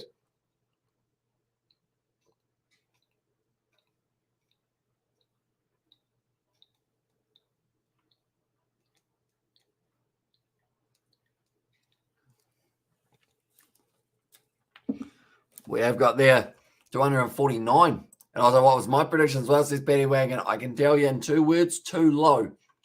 163. Well, they won just like all of us. Everyone who did predict all went lower than what they're sitting on at the moment. How are we supposed to know that they have 216 runs of the first little while? The Sunday Lawashane now, he is going to be bowling to Maxwell. And Maxwell, he'll just probably smack this one to the boundary. If it's anything like the rest of the deliveries. Yep, straight down the ground, 4 more runs for Glenn Maxwell. It's moving closer and closer towards the 131, or actually, sorry, the 150 mark. And lovely as well, Blundstone Arena Oval was slightly larger than the MCG. So this is the Big Bash King. So yeah, that's an interesting fact. They have got the longer boundary, and at the moment, this boundary is just not long enough to contain the Melbourne Stars the way that they are going. Shot once again from Maxwell, another 4 runs. He moves up to 135 now. And already with that one, they do go up to about the 3rd highest BBL score we have ever seen for the Melbourne Stars. In fact, it might even be up to the 2nd highest ever, this current rate. They still have another couple overs left. Zobert Glenn Maxwell is dished up on a plate. He hits it hard, 135 runs. He is now sitting on Maxwell, and also Donna must be so proud as well. Says Sebastian, I was trying to convince her to sit and watch the first innings with me because the Melbourne Stars were batting, but she did decide to go to bed early. She'll see the score. She'll be very happy, I would think, tomorrow morning. I assume this is the last game before the finals. As well, says Shannon, it is indeed. What does this do to the confidence of the Hobart Hurricanes going into their next game? Once again, Maxwell, he hasn't got that one. This one should be the chance. Oh, it's gone through the hands, and when you're on, you're on, and that is going to be another 4 runs now. Peter Hanscom not able to take the catch. South Africa in trouble as well. Says Insane Warrior, yeah, they are currently sitting 3 down by the looks of a Maxwell. He gets another boundary. And BBL at its best, no doubt, as well, says Chris Howe. Maxwell passed his BBL highest score as well. Imagine if he gets 200. Says Nov Mum. He's not quite able to get that one. Peter Hanscom. I mean, even 150 would be the highest that we've ever seen in the BBL. Switch it. It's gone round the side of the man. Tim David thought it was going one way. It went the other. And it's going to be another 4 runs. Glenn Maxwell. He's laughing about it as well because I think Tim David premeditated that it was going to his side and it went to the other in the end. And he's just asking the question to McDermott of what was he doing? And also we get 5 more runs to set a new record. As on there, says Sebastian, and also we have got there 103 was the highest BBL score, or was his highest BBL score. So yeah, he's well and truly gone out. Done better there. He's reverse swept it once again. There's going to be more runs. Tim David trying to catch it. He's not going to. And now Glenn Maxwell moves up to 147 runs now for himself. This is an absolutely incredible innings, 147 off 60 balls so far from him. He's about to get the 150. He can't believe it either, Glenn Maxwell. Everything's just coming out in the middle of the bat. Anyone in the IPL is going to be sitting there going, yeah, he'll do. We'll put him in the lineup, even if we weren't going to initially, because if he can have this much of an impact. Short ball there from Sandeep Labashane, ramped over the top for Maxwell for 4 runs. No, it hasn't made it to the boundary. No, they don't want the 3, and Maxwell will be sitting there on 149, the highest in history for any player. WGF, if I watch it as well. Says Benny Wagon, you are watching history being made here for Glenn Maxwell. We've got there. Sneaks in, does that helicopter Maxi, holy shit, as well. And there says J. Hayes, yeah, absolutely phenomenal. Not only have they got themselves the highest individual total for a player in Glenn Maxwell sitting on 149, they've also now got, I believe, the highest ever BBL total that we have seen, or they definitely will by the end of this one. And Maxwell is as well in there. Says Insane Warrior. He's going very, very well for himself. Sandeep Lavashane. He ended up almost going for 4 every single ball other than the last one where they did get the 2, but it's 22 more runs of him. And also it's disgustingly good as well. Yeah, he just seems like I mentioned earlier on, it seems like he's just playing on rookie difficulty on a kind of game or something like that. And he's just got the timing in just phenomenal fashion, but that's phenomenal fashion for Glenn Maxwell. 149 not out now. Back later, Star Smash as well. And there says Jay Hayes. At the moment, it is going massive. 2 for 238. Oh, now Stoinis is joining in. He's going to be hitting another 6, I believe it was. And that is going to be 246 now. No, sorry, 244. I can't do maths at this point in time. It's too high to count. Jeez. That's the 100-run partnership between these two men as well. This is absolutely crazy innings for everyone almost. And that's the 50 for Stoinis as well. I didn't even mention that 50. 51 of 23. And that is going all the way to the boundary. Stoinis, he will be happy with that one. Anyone who is new to the channel, be sure to leave a like and subscribe. We are going to be back for the final game of the KFC Big Bash and also all the other finals leading up to the final, which do start on Friday night. So if the Stars win this game, they are they into the final? The sad thing is, no, they are not. So they're going to be hitting the highest ever score in BBL history, and they're still going to miss out on a final spot that's going to be smashed away once again by Stoinis. Gets himself the extra 2 runs. The crowd are booing a little bit. They want Maxwell on strike, and Maxwell just laughing about it with Stoinis as well. He's not minding being at the non-strikers end at this point in time. Does this beat the biggest IPL score as well? I think the biggest one they mentioned was 263. And they did this for fun. That's not exactly right. They just went out there. Oh, a little bit of a cuddle there between Stoinis and also Maxwell there in the middle. They did decide that Maxwell, he didn't mind being at the non-strikers end. They went to the middle, did hug it out. And now it is now going to be the Melbourne Stars once again. It's gone for 8 runs so far. I don't even want to look at the economies of some of these bowlers. It's a slow ball hit straight back down the ground. Swatted too hard there from Marcus Stoinis. Going to be cut off nicely. Matthew Wade is going to be able to get that one. And they do just get the 2 runs once again there. And also we've got there, our Renegades have been given the wooden spoon once again. As well, and they are going down swinging literally as well. In their Separation, also Australian women are playing. England women are playing their first T20 game tomorrow night. As well, says Aiden. Oh, so that is coming just around the corner as well. Might have to give it a look. And also the Sixers session, and also we have got the Scorchers Thunder Hurricane Strikers and who else? So the one that you are missing there is the Sydney Sixers, who are also going to be making their way through. But they've been able to top it by 16 runs so far for the Melbourne Stars for the amount of runs compared to any other total in the BBL. It is certainly history making this innings for themselves. But currently now, it is going to be Marcus Stoinis. Will be on strike. 55 of 25. He's gone big once again from Marcus Stoinis. That's going to be dropped once again for the Hobart Hurricanes. Darcy Short not able to line it up. Didn't get a hand to it. And there's going to be 4 more runs. Thank you, Shannon, as well. And there's Robert. And also the Hurricanes have to swing and hope for the best as well, says Aiden. Yeah, they've got to swing. And then they've got to swing some more. And hope that they don't get themselves bowled out early on in this innings. I mean, McDermott, Wade, and whatnot, they have got the ability of being able to get a lot of runs, but it's all of these other guys coming to the crease. The likes of Marcus Stoinis gone out there, got 59 runs or 26. If it was just Maxwell who was going quickly, like even Joe Clarke, he had a strike rate of 194, getting himself 35 of 18 deliveries. Stoinis, once again, there's been 29 4s, 9 6s. Is that going to add to another one? No, there is a man back there for Darcy Short. Once again, Glenn Maxwell not going to have the strike for just this moment. It is all right, though. He's got the big smile on his face, Marcus Stoinis. I feel like McDermott just said there, just did a single. See how the crowd react. But currently the run rate throughout this whole innings has been sitting at 13.49. So I think Glenn Maxwell should be the player of the match for this performance. I think that that's pretty much a given at this point in time. Like, even without bowling, even without batting for the Hobart Hurricanes, I don't think you can give it to anyone but Glenn Maxwell. Unless someone gets all 10 wickets, I guess is probably the only way that they might be able to steal it. That's a good shot from Stoinis this time. That's going for 6 runs. And that is going to be now moving the Stars up to 260. And what WTF is going on? Holy, as well as Xavier Brown. I don't know.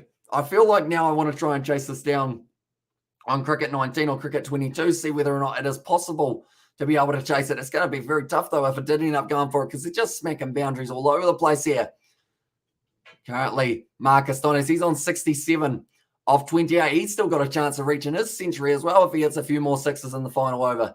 Also, if only betting was like this in a test match, so imagine the score that they would be able to put together. 19 overs, and you have 260 runs on the board. I mean, it would change the dynamic of the game pretty quick. And yep, I am saying the same as us, says Paddy Wagon. Yeah, I don't know what we are watching at the moment, but it is certainly history making for the Melbourne Stars. Anyone who is new, be sure to leave a like and subscribe to the channel. We are going to be back with the finals on Saturday, Sunday, Friday as well. I forgot to mention. And then we have also got that skyscraper's huge at the moment. But then also we are going to be having the games next week, Wednesday and Friday, which are the 2 finals. Is this Maxwell's biggest score he's ever made? I believe so, for Glenn Maxwell at the moment. And Maxie, the ultimate entertainer, as I says, sure is. That's going to be the 150 there for Glenn Maxwell. Absolutely incredible innings. Marcus Stoinis gives him a clap. Glenn Maxwell puts the helmet up as well and says thank you very much to the MCG locals, I should say, in an innings. As an also one-day score right there. Says Chris Howe, exactly right. I mean, South Africa wouldn't be minding getting into that at this current time. This has been absolutely insane from Glenn Maxwell. Also, I think the Stars will win by 105 runs. As on there, says Shannon. Also, it's 300 possible. Not quite. They'll just miss out. But, I mean, 280 is certainly on the cards, which is something we don't really normally expect to say in a T20. And also, Maxwell can have my girlfriend after this knock as well, says Captain James. Oh, dead ball there. Just at the non-strikers end, Jordan Thompson getting himself booed just a little bit. Trying to get the over out of the way. And also maybe Stoinis can join in too. This is Captain James. You're a very generous man, Captain. At the moment, Stoinis sitting there, 67 of 28. What about Joe Clarke, 35 of 18? Is that impressive enough? Oh, that's a good shot here. No, never mind. Forget Joe Clarke, because that's Marcus Stoinis hitting it for 6 once again. And that is going to be 5 sixes for Marcus Stoinis. 4 sixes for Glenn Maxwell. These two just keep on going and going and going. This partnership is 126 runs off 51 deliveries. I don't even know what the highest total was for a partnership in terms of the best partnership that they've had. Now, Clarke only gets a watch as well. And then says Captain James that also we have got there. They have more runs in this game than England did for the whole Ashes. That's harsh. Very harsh. Certainly smacking around 11 sixes so far. They've been able to get. This is excellent for an ODI match as well. Exactly right. Can they break the record? Oh, it's a good Yorker there. But they just don't seem. Oh, 278 is the highest score ever as well. And a T20 and Maxwell is at 22 fours. What as well? And yeah, Marcus Stoinis, he's only hit 4 fours in the summer. He's hit 5 sixes alongside it. Strike rate, the whole innings of 62 balls of 241. Maxwell now he is going to be ready to go. Can he be not out the end of the next 3 balls? It's a wide one. It's hit over the top there for Glenn Maxwell. It looks like it's going to be a hard chase to the boundary. It's getting close. He does stop it there. Nicely done. And that is going to be saving 1 extra run for themselves. But that is going to be very well fielded in the deep. And also we've got the Hurricanes 185. As on this is Novmum and also high. And they're from the 2 Aussies. Welcome into the live stream, mate. They're breaking all sorts of records at the moment. Could it be the biggest points deficit in the BBL history? That's very nicely done by Caleb Jewell to be able to keep that one in. And also we have got their Maxwell as the most in history as well. He does indeed. And at the moment, the Melbourne Stars also bringing up the most runs they've ever had in the BBL for any team. Early dive. It looked like a good one from Caleb Jewell and also McDermott. We'll have to do something this game if they want a chance as well. Not just McDermott, though. They're going to need Wade. They're going to need Short. They're going to need Hanscom. They're going to need who else have they got? Caleb Jewell, he's going to have to go. They're going to need Tim David. Tim David is a player who might be able to change it, but not when you're chasing this. As up to 771, what the hell? Are they just going down the ground from Marcus Stoinis, right? A 6 off this last ball would tie the most runs ever in a T20 match. I think Aiden is right. Hobart will lose this by 100 runs if they perform well. See, Sebastian, yeah. That's the thing. Hobart Hurricanes. I've just had a thought. I've just had a massive thought. Hobart Hurricanes could get themselves 270 runs and they would lose this game. You don't deserve to lose a game if you get 270 runs, but it could be the case. And you ain't catching this as well. Says Betty Wagon Stoinis, 74 as well, and Hurricanes are not winning, says the two Aussies. Yeah, Stoinis has been phenomenal in this one. Maxwell, 153. It's well bowled. Sit down the ground, straight to the man. No point trying to risk the run out, and that will be the end of an absolutely brilliant innings. Jordan Thompson there just going over to him, saying, well, better, mate. Everyone is on McDermott, celebrating with Glenn Maxwell. Everyone wants to go over and shake that man's hand because he has been absolutely phenomenal. Sandeep Lavashane, of course, an ex-Melbourne Stars man. Marcus Stoinis is very happy with it as well. New record, 273 runs as well. And also we've got there 273. Maxi is a goat. So says Graz, and also we've got there Maxi. What the hell? He'll just chill as well. And also the end of the innings, it is indeed 273. I'm not even used to saying 200 in a T20. I want to guess close to this. As says Captain James. Or is anyone going to be brave enough to say that the Hobart Hurricanes chase it down? Surely not. Surely not. But for the Hobart Hurricanes to win this game from here on out, in terms of the live odds, I'm going to have a look at them. I assume they're not sitting too well, but Glenn Maxwell, he's getting a massive round of applause at the moment. Phenomenal innings. And as we look at there, we are dreaming of something as well. And there says Paddy Wagon, and also as was anyone close to this?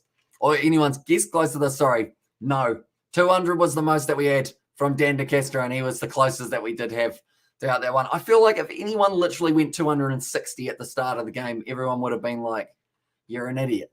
But it's worked out. It's worked out. It's going well. Right, the Big Bash for the they've taken this game down off the TAB because they do not want any more against the against the Hobart Hurricanes by the looks of it there as well. Very impressive.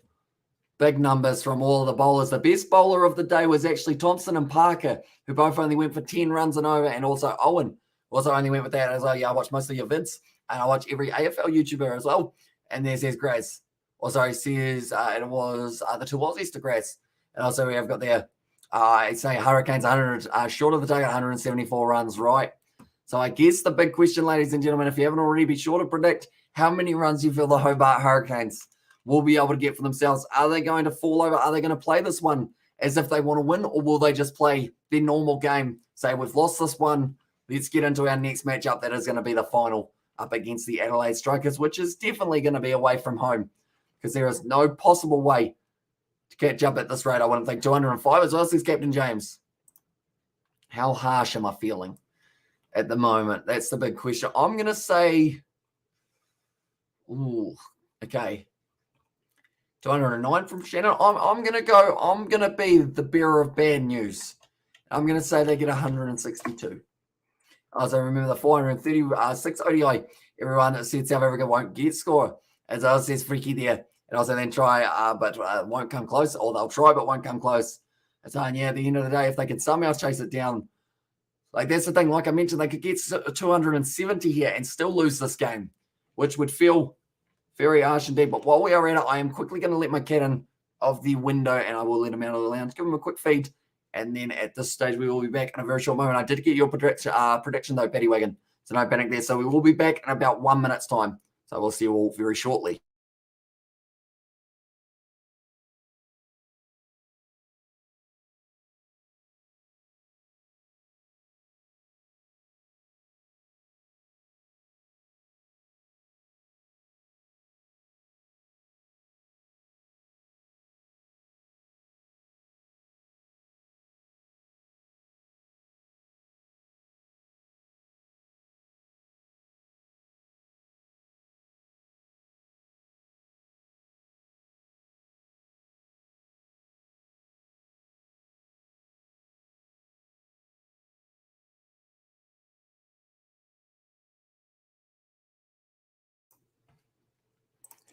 Right, we are back. I've just seen a comment from Sebastian, which is a massive one, and that is if they get 227, we'd have a total of 500 runs in a T20 game.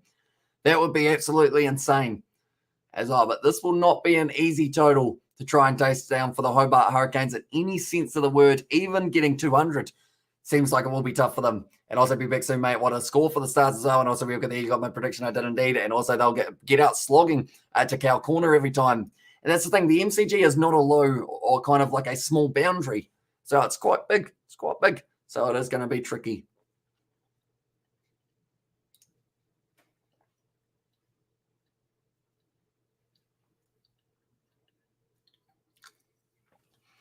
Also, we got just imagine if this was an ODI game as well. Could be a possibility for this one. I mean, saying that, ODI 273, it might be more than we see South Africa get for themselves in their game. I'm actually going to have a look and see what they're sitting on at the moment for South Africa. They are currently sitting on 122 for 3 after 25.5.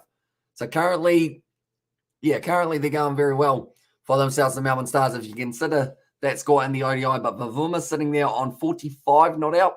And then Van der Dusen going to be sitting there on 30 not out.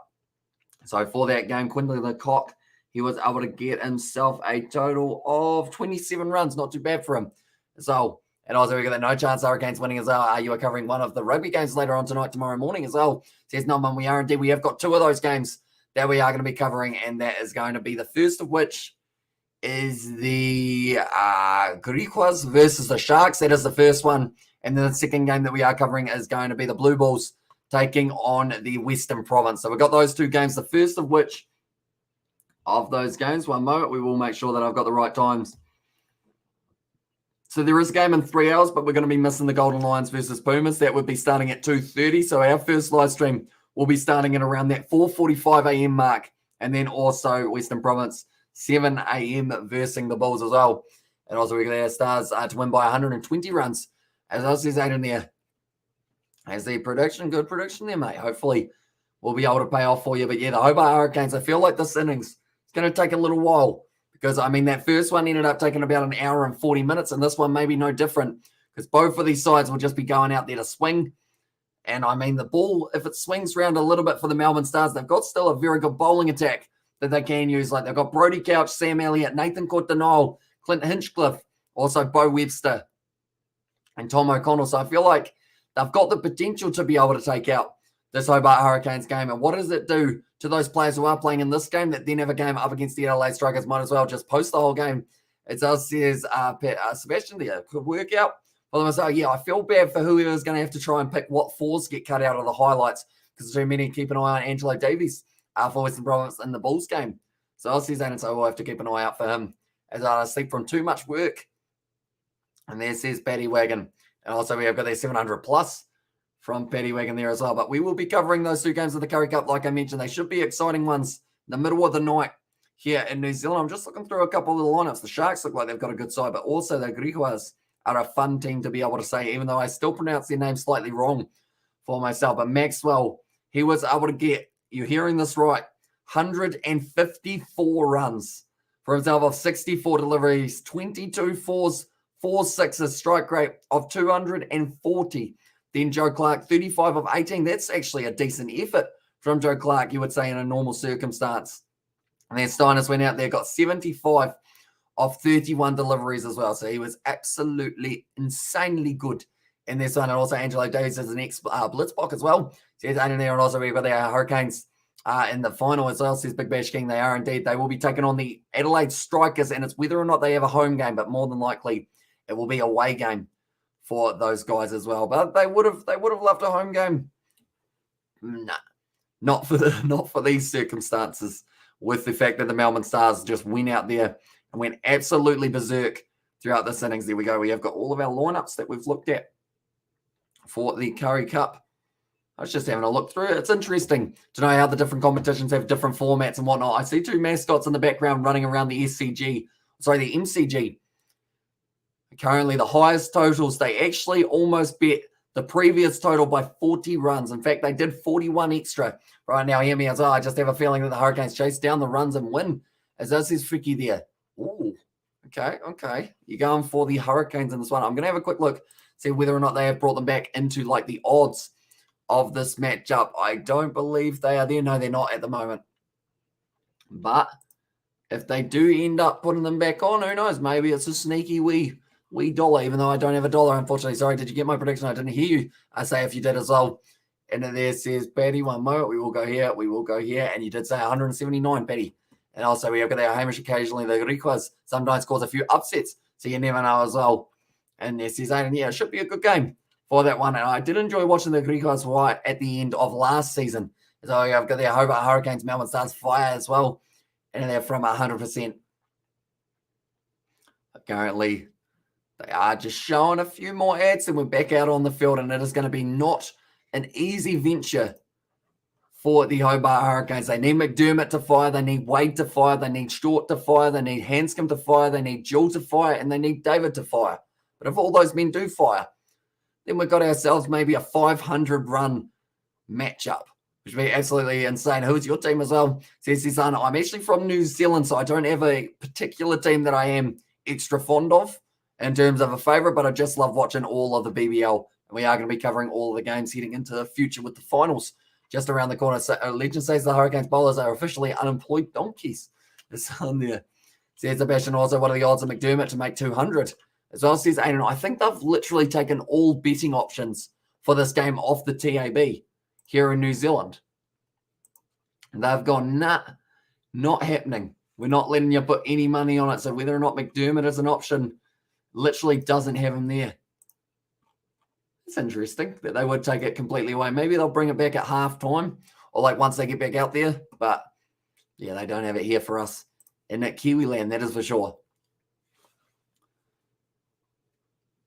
Currently, I would say anything that doesn't, I guess that's the thing, any total over 170, I think the Hobart Hurricanes won't mind, to be honest. Yes, they're going to lose by a large margin, but at least you're still going to get 170, gives you a little bit of form going into your next game up against the Adelaide Strikers. If Maxwell and whatnot, like if they cause that much pressure, I don't want to see McDermott just throw away his wicket. Same with Wade. I think you got to go right.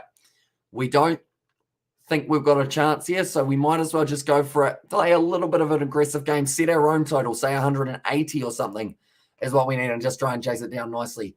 I was reading scorecard commentary and it said 270 for him. It's not. No, it's not an ODI match. As says Paddy Wagon, also we have got there not even the Hurricanes high bat to TAB. Not even the Hurricanes high bat the TAB took it off. As says Aiden, yeah, they've just decided this game, they're sick of it. Anyone who put money on the Melbourne Stars, they're like, fair play, good job, but we're not going to give any other people an opportunity to make any money off this game. Which is probably fair enough. They probably want to save themselves from going bankrupt before the final, because that would be an expensive one. Bavuma, at the moment, able to get himself the 50 in the ODI between South Africa and India. As well, for anyone who is curious about that one. But anyone who is new, be sure to leave a like and subscribe to the channel. We're going to be back for some more matches in the future that are just around the corner for the BBL. Every single game that is happening, we are going to be covering it on the channel from now on. So if you are new, be sure to hit that like button and subscribe. And also, we will be doing a few of the other matches that are coming up in the near future for around the cricketing world, whether that is going to be following on from the Ashes, we get something else going, perhaps in that regard. But we have got plenty more going. Also, a bit of rugby, if you guys are interested in that. And also, Hobart, I should just give up at this point as well, says Paddy Wagon. I don't think they will, though. They'll go out there and they will, like, they can consider this one in two ways. You either go out there swinging and get yourself out, or you go out there and you kind of play a little bit more strategically. You just play a few of your shots, get yourself in form before heading into the final next week. Hurricanes get bowled out for 163 as well. And I was thinking that Maxie had a chance to hit 200, but Stoinis has not given him a strike, as I was to say, son. Of course, Stoinis was actually the man that Maxwell overtook for his previous record of the most runs in a BBL. Max 154. Now, at the moment, McDermott and Caleb Jewell, what do you say when you're those two men? Do you go, right, boys, let's just go out there, absolutely go for it? Maxwell at the moment making his way out onto the field with the side, and Stoinis wanted a bat and runs, as I said, Paddy Wagon, and yeah, even him got himself up to 75 runs off 31 deliveries. England Renegades, he will lose defending 200 and 73. England Renegades Heat would lose defending 273. I mean, that's the thing. We've seen an innings a while ago, wasn't it? That a team got over 200 points or 200 runs, and the other team were able to chase it down. It is possible in rare occasions, but this game at the moment with a 0.6% chance of being able to go on and get themselves a win, it's not going to be looking too great. Although, as I said, at 250 runs, I also have to get point as well, says Ryan, although you did say it a little bit late, Ryan, unfortunately, which is why it does not count towards kind of the point system as well. If you get it in now, though, for your prediction before this one, you will end up possibly getting yourself some points in the end. But currently,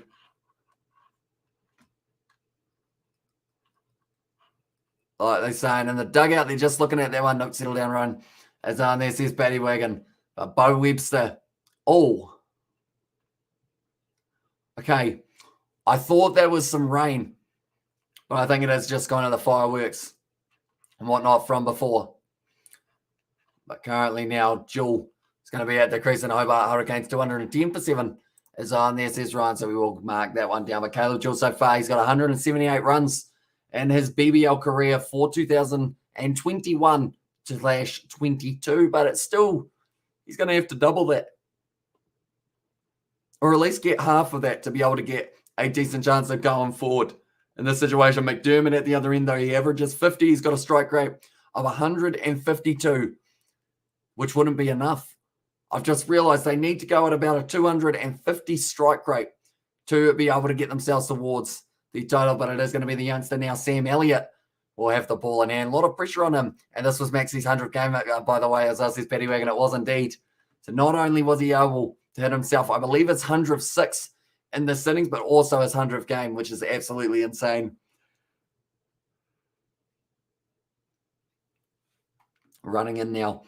Caleb Jewell will be on strike. What does he decide to do straight away? Plays the shot out to deep cover. And also, I still can't believe it, as I says Frank. Yeah, it was absolutely huge. Trans-Tasman ODI series rescheduled. Will it happen as well, says Saison? I believe it will be maybe around that March mark, maybe a little bit later than March, but it certainly won't be within the next month or two, I don't believe. Sadly. Because it would have been nice to be able to see it take place kind of maybe, you know, somewhere around the same time, but I don't think they'll be able to do it with the restrictions and everything along those lines. Do I say I have to watch the Pumas Lions game as well? Says not mum. It's up to you. We won't be doing the commentary for that matchup, but I'll probably just be watching along with it by myself for that one while I am doing a few thumbnails and whatnot. So it is up to you. There's some good players throughout those two sides when you look through at the lineups that they have got for that matchup. I'm just looking here at the Pumas. They've got themselves, they got Mafura out on the wing, also Williams at fullback, and then also Makwandwana. I believe he is quite a decent player. And then for the Lions, they have got Snowman, Sangwini, and also they've got Stroidum. Oh, that was close. But currently, I think a few of the other players are missing for those other kind of games coming up. And the reason before, or the reason for that, I should say, is because of the fact that they have got the URC next week with the South African Derby. So I think some of those players will be getting the chance. Kiwi Brisbane, Melbourne Renegades, Hobart Hurricanes, Melbourne Stars, and Adelaide Strikers will not qualify, although one of those two sides, I guess, will have to win their game between the Adelaide Strikers and Hobart Hurricanes. But I guess from there, you're saying that the Sydney side would knock them out. I might stay up as well. Yeah, it is always hugely appreciated you guys being up at random hours of the night. That is called as a wide. But currently, the Hurricanes, 3 runs off 3 deliveries. They need to get themselves 130 to get themselves the the bash boost point here for the Hobart Hurricanes. And that's like Afghanistan scored 274 against Ireland at a T20 as well, says insane. And also, I believe it was a player or a team up against, was it Chile or someone along those lines who had 278, I think was the highest one. And we went to the league side once again. They're using up all of their singles and dots right now for the Hobart Hurricanes. Also got, what if Hurricanes chase it? I would be impressed. I'd be shocked. I'd be ecstatic for them. And it would just be like history being made and then history being made again on the same day for these ones. I still can't believe it. As I said, Frank, in the chat a bit earlier on. And yeah, this total, like Hobart Hurricanes needing 270 more runs of 116 balls. If that's at 170 runs, you'd be nervous if you were the Hobart Hurricanes. But instead, they've just decided to one-up them just a little bit more. Hit nicely once again. But they're going to be able to sneak their way through for the single. So every dot ball is going to be crucial. My son has been waking around 9 a.m. so can get about 5 hours of sleep. I could just go back to sleep for a few hours, as says Nov Mum there. Yeah, because I believe the next one that we are going to be covering is at 4:45, which is always a real awkward time for that one. And then also 7 a.m., and that will be the Blue Bulls taking on the Western Province. I think that will be the game of the bunch out of all of them in terms of the hard-hitting action with a few more players that we do know. And okay, McDermott, this is your time to shine. Currently sitting on 2 of 4, but this first over only going for the 5 runs. Kane's all out for 170 as well. Says that Jay, I will allow it, and I will mark that one there as well. But do get in your prediction as well, David, for yourself if you haven't already, although you might have already, have you? One moment. We go here. No, not quite. Speaking of that prediction. No, you wouldn't. And also Hurricanes made 159 runs. There's Vishal there, 173 from Jay there in the chat. So we have marked that one as well. But Glenn Maxwell, he got 154 by himself. And him and Stoinis, even just combining those two, even combining Maxwell and also Clarke, you're getting yourself way up there, 208 as well. Says Xavier Brown. So going relatively high for himself there. We will allow predictions for one more over of this match. So if you guys haven't already, be sure to put them in. Nathan caught the Nile now. He's going to have to, he doesn't really have to bowl well. He's just going to have to make sure he goes at less than 10 and over. It's a leg side-ish one. That is going to be the wide to start him off. Currently, the Hurricanes, they need 268 runs to be able to win this game. Hurricanes to win with 5 balls remaining. You are the only person. Respect the Hurricanes, David. I like it. You're going all kind of for it as well. And I do respect that big time as well. And that's I was about to ask the yawn before I left. I didn't need to ask. You didn't indeed. And also this is the craziest T20 game I've ever seen as well. That's a big shot though from Ben McDermott, and he's been able to hit that one all the way for 6. That is going to be a very nice shot of Nathan Courtenile's bowling. So every bowler for the Melbourne Stars went for more. For the Hobart Hurricanes went for more. The 10 and also Hurricanes for the win, says Fricky. So how many runs or how many balls left do you think there will be, Fricky? Do let me know. And damn, you made me yawn. I do apologize about that. I just love yawning, apparently. Oh, cheers, Dave. My work is done here. My work here is done. And also this it will be a bash boost or big bash boost point.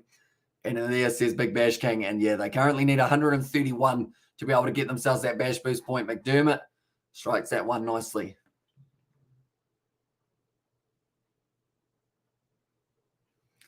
Like they're saying, they already need 14 runs and over from here on out. So I feel that they might end up doing something similar to what I mentioned earlier on. Try and set yourselves the goal of maybe chasing 190, somewhere around there. See if you can chase it down and then kind of go into that final with still a little bit of confidence. Last ball win as well, says Freaky. Imagine the scenes if they were able to get the win off the last ball, the Hobart Hurricanes. Be very impressive indeed. Nicely bowled once again by Nathan Courtenay. Another dot ball. Hey, the cat's back. How did he get in here? Come on then. Hello. Do you know who the Melbourne Stars are? Because they've just got themselves a whole heap of runs. Yeah. I'm not lying. They got 274. It's a big total. Yeah. Really nicely played. Once again, I accidentally dropped off to sleep, wake up, and it was 273. So I was like, what the as well? And then it says David, and also if Hurricanes win, it will probably come down to the last over as well. And also Hurricanes will win an eliminator. And there, hi, Billy, says David the motto. He must have heard you. Hello, Billy. That was from David. Currently, I think he is just going to be chilling in here because it was relatively hot. Oh, sorry, it was relatively cold outside with the rain. So we also got the Billy emojis from Paddy Wagon and Xavier Brown. And there as well, put in plenty of them. You got your own emoji. You're a bit special. Yeah. Currently now will be nicely played by Caleb Jewell. Just a single Kiwi. If Hobart Hurricanes lose, they can win. Hobart Hurricanes will not qualify right now. If they lose this game, they still qualify and they will go through to taking on the Adelaide Strikers. And also, hello, Billy, says Paddy Wigan. At the moment, he seems like he's going to be relatively well behaved at the moment, which is always a good sign. He's just going to chill out.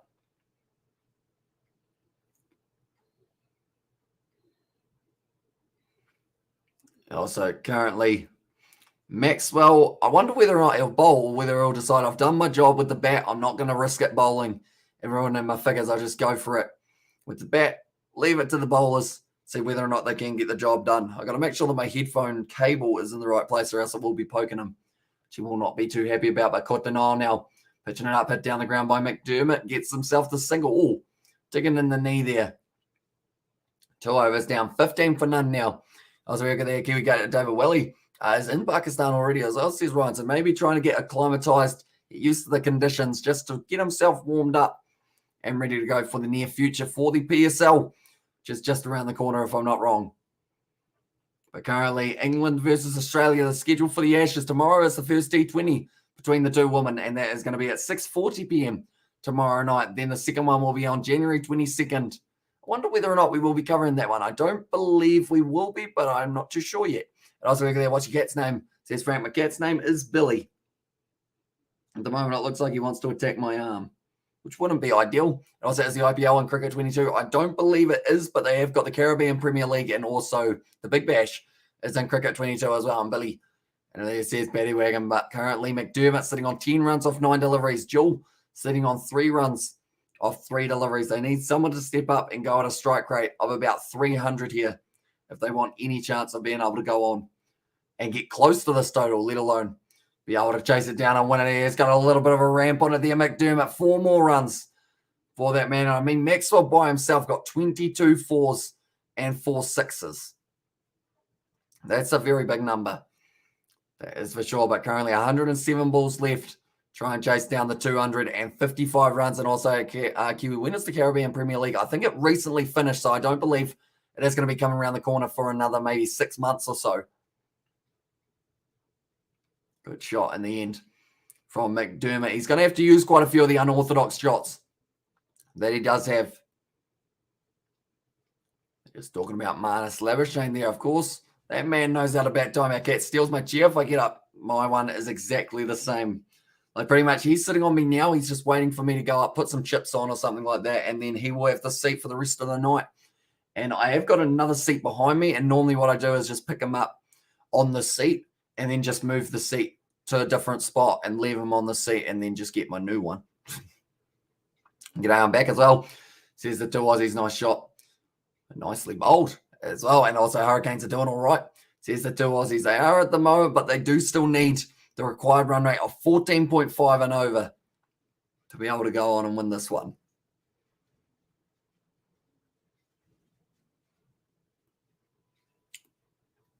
Tried to keep my mouth closed there for that yawn, but I couldn't quite do it. I can't believe what the Stars have done. So says the 2 Aussies, yeah, they've certainly, I mean, that's the thing, as an Adelaide Strikers supporter, you should be very happy with the way that it has gone, because this will give, taken nicely by Brody Couch. Yeah, this will give the Adelaide Strikers a lot of confidence, because the Hobart Hurricanes will be running low on it, I would think, for their next game. Okay, always attacks me if I don't give it attention for a while. As I says Frank and Kiwi, I'll support Melbourne Stars today, and Jamaican tell us for the Caribbean Premier League. And so I'm happy. I'm happy. Come on, you Stars. And Maxwell is so good. He's the best. Or he's one of the best in the BBL right now. Says the 2 Aussies. Oh, he's gone. Caleb Jewell, he's going to lose his wicket there. Brody Couch. And that, Caleb Jewell loses his wicket. Bold Brody Couch, I should say. Got it around the wrong way for half a second there. My cat is just chill as well. And now I'm like the biggest Strikers fan ever. I don't know what my cat wants. He wants my hand. Oh, no, he wants my seat. Do you want my seat now? Can we wait a little bit longer? I've got a live stream going on. Also, there, would you like to see a Big Bash test match as well? And this is Big Bash. It would be an interesting one to see how it does end up going. And I'm like the biggest Strikers fan ever as I, and just put a pic on Discord. So it says, no, one moment, we will go here. And also we will go there. That's two cats, isn't it? If I'm not wrong. Yes, it is. There are two tails. I was confused for a second. Are they attacking each other or are they friendly? I feel like they would be friendly, wouldn't they?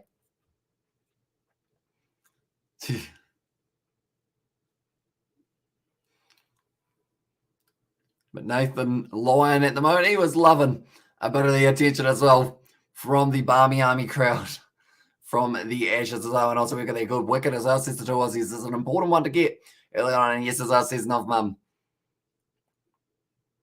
My cat really wants my seat already.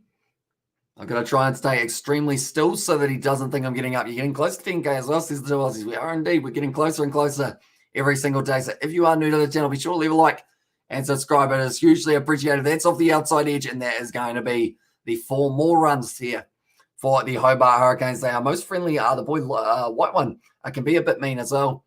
And this is Nov Mum and also Kiwi. If Melbourne Stars win by 150 runs, then what happened as well? They still don't qualify. It is still going to be the Hobart Hurricanes versus Adelaide Strikers is the next matchup that we do get to see. And is your mum still awake? Or is she this to see this? Or is she in bed now? She did go to bed.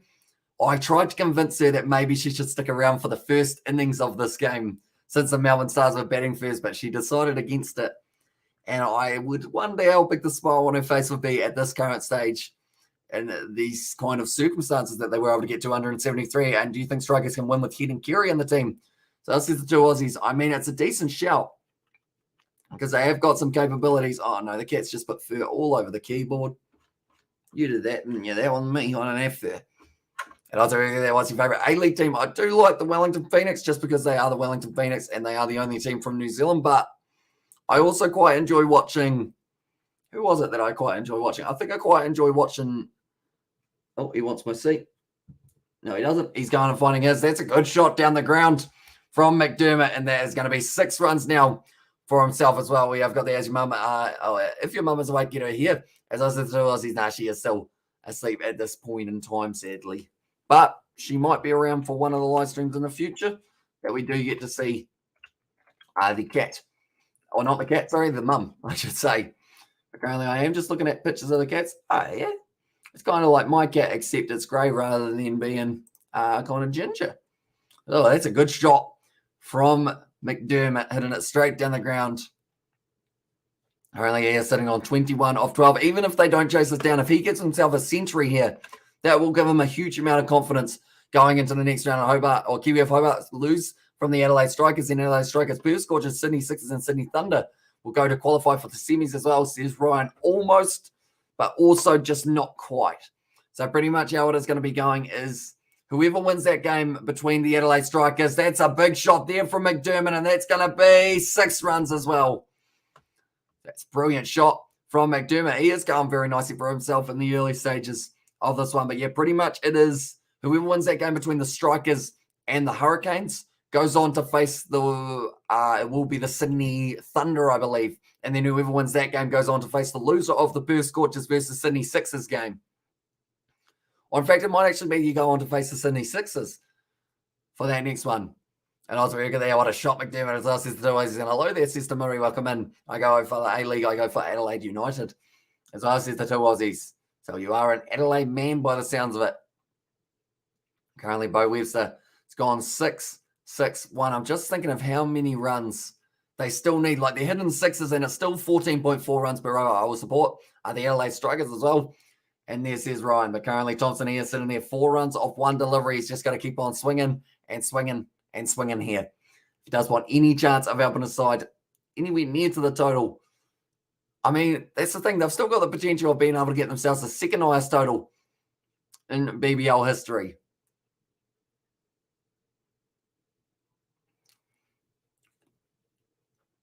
I think I swallowed a piece of cat fur. That's unfortunate. Currently now dragged down. Good shot by Thompson once again. Just gets a single, though, which is not going to be able to run them on and win the game. We have got the Hobart Hurricanes is more better as well. And there says Big Bash King. Yeah, currently, that's the thing. McDermott, he is moving himself up in the rankings. He's had 100 sixes for him. Darcy short.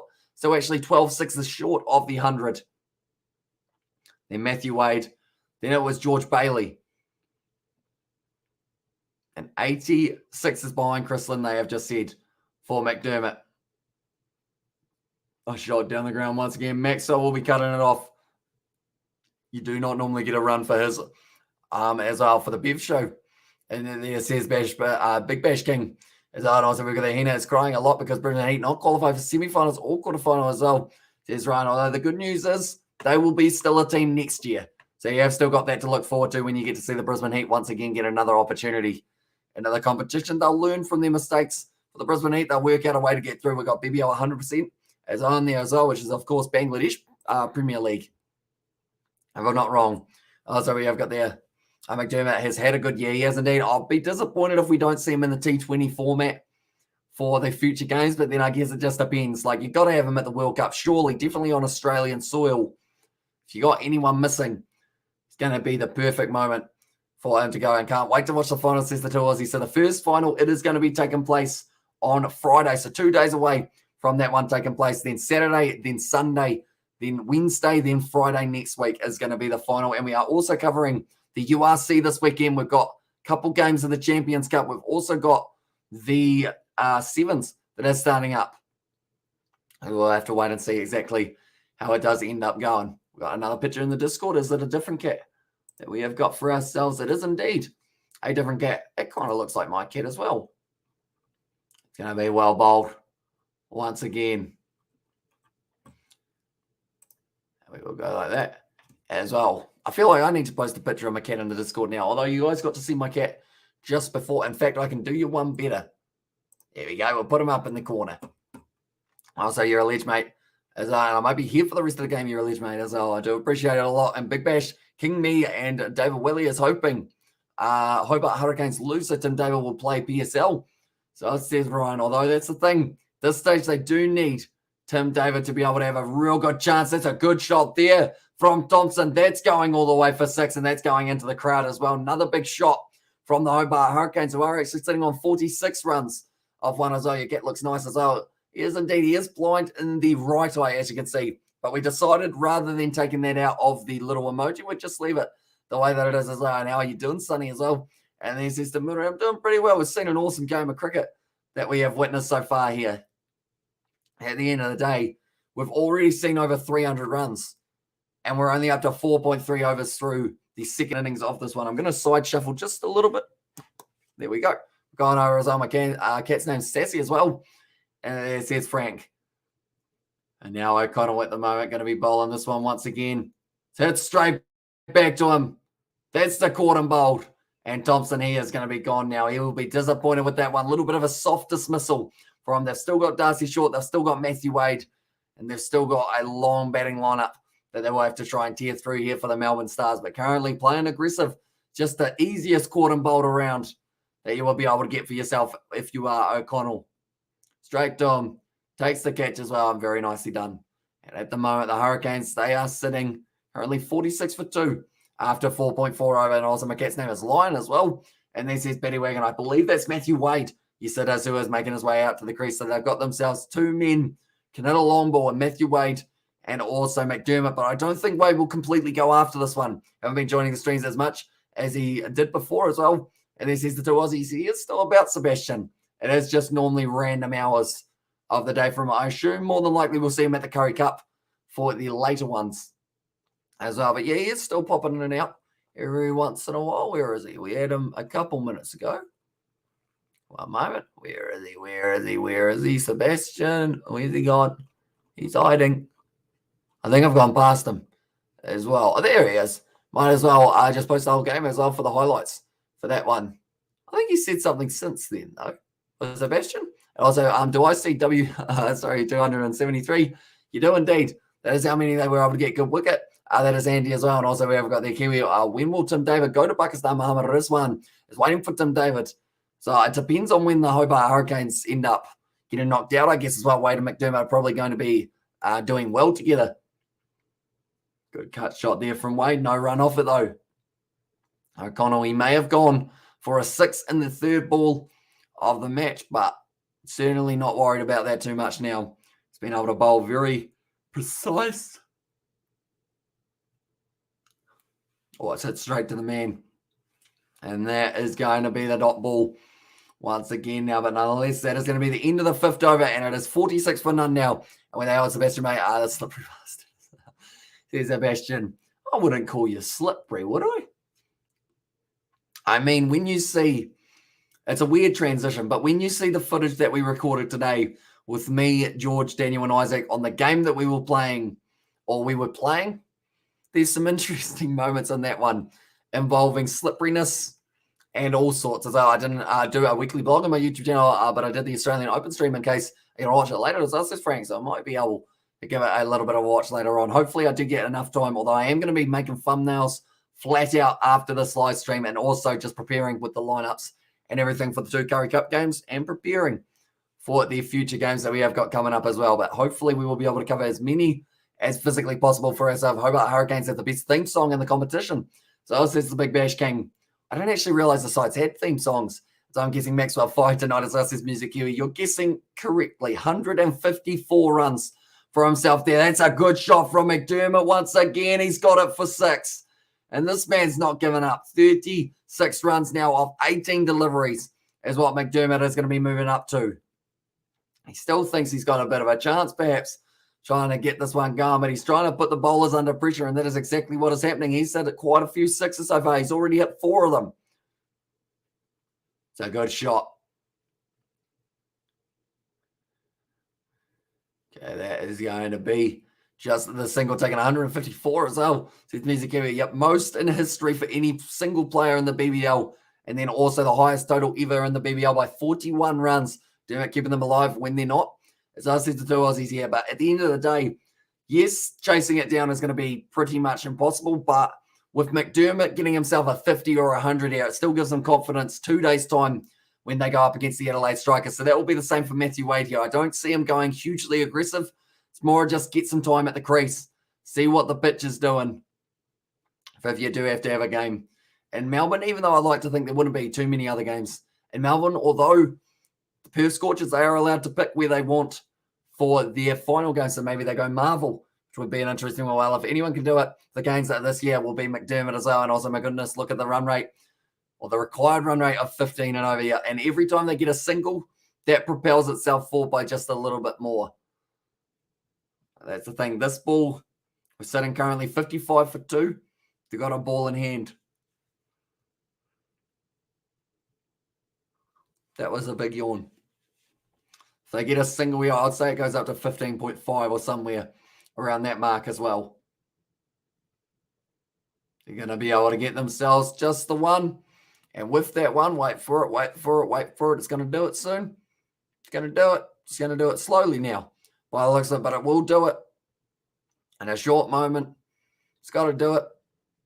Not going to do it. It's gonna decide to ignore me. As also we have got their lot. They need 219 off 86 balls. You did Hurricanes as I'll be back later, man. As well, we will see a little bit later on. So now it's up to 15.6 with that ball as well. But you've got there. We need to get some 6s and 4s as well, says Frank, and also my friend called the Melbourne Stars, the Melbourne No Hopers as well. And then there's the Big Bash. Although they haven't finished as low as the Renegades did for this year, and then I'll stay for the rest when I come back as well, says the 2 Aussies. So we will see you a little bit later on. Is it going to be Glenn Maxwell now with the ball in hand? It seems like spin is the better option. They can be a little bit costly if they drag it down, get hit for the 6 or so. I was like, when will Hobart Hurricanes will not qualify as well. A little bit earlier on, says Ryan. So pretty much the only way that they won't qualify is once they lose either their next game, the game after that, or then they're into the final. So they've still got quite a few more games to play for themselves. In fact, I think they've still got 3 more to be able to make it through to the final.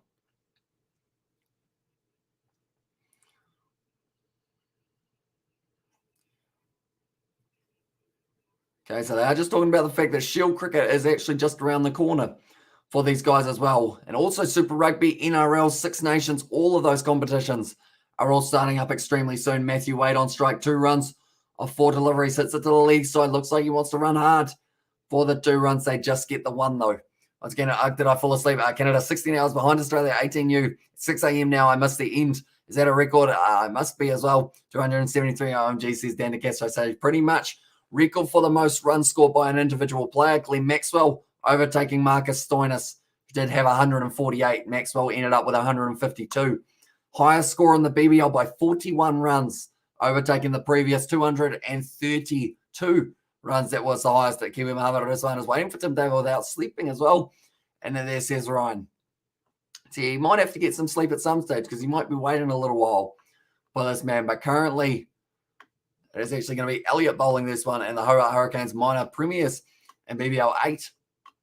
And there, that's going to be a hit to the leg side once again. Just a single. Another big yawn. And thanks for the update on the record as well as Shield Cricket one dayers. I think Shield Cricket is all formats. If I'm not wrong, I think they have the one dayers, they have the T20, and also you do have a few test matches / 4-day test matches that they do end up playing. I believe those are the 3 that they've got for Shield Cricket. From Cricket 19 career mode, I think that is why I kind of feel that that is the right one. Currently 216 more runs. Matthew Wade goes for it. Not quite able to get it, but that is going to be called as a wide there. Also, Kiwi Mahamat Rizwan is captain for Molten Sultans as well. And well, good night. My prediction is the Canes will close, chase it down with 2 overs to spare. As says Music Kiwi, that is a big prediction in that regard, but we will see you later on, mate. Thank you very much for tuning in. Currently 15.8 runs per over. It's going to be what is required. And also over there, what is the Bash boost score? They do need a total of 131 to be able to get themselves into a position of getting that 1 point. They are going to be running hard here. The run out was on. Decided to go for it by himself rather than just throwing it in nicely to the man who was the bowler. We have got there well 4 days as well. Yep. So they do have plenty of action happening in Shield Cricket. I don't think we get to see too many of those games over here that I know of, sadly, which is a bit of a shame. You know, we want to see more and more and more cricket. Yeah, he just needed to give that one to him, and he would have been able to get it. Still would have been short by a mile there, McDermott, but they run hard. They get the 2 runs. And at the end of the day, they want to make sure that they're running between the wickets. It's crisp. That's a crisp shot from Matthew Wade. Has he got enough of it? Or just as well, good work from Marcus Stoinis to be able to stop himself from going over the boundary there, but he was close to being able to go for a diving catch there, perhaps, for Stoinis. And like they're saying, they're starting well off the fence to save the 2 runs. So instead, you do end up getting yourself the 2 runs over your head rather than in front. Well, I've got there. That sort of batting is enough to make me quit being a bowler if I were as well. And the video said hi as well. Welcome into the live stream, mate. I hope you are doing well at the moment. They are trying to chase down a record-setting total for the BBL here in the Hobart Hurricanes. Go Hurricanes, says Naviti. And the good news is they are going to be playing up against the Adelaide Strikers on Friday. We will be covering that game as well. And that game will be the one that decides who goes through to the next stage of the finals kind of bracket as well. So it should be a good game to watch. But at the moment, Don Morrissey's on the sideline.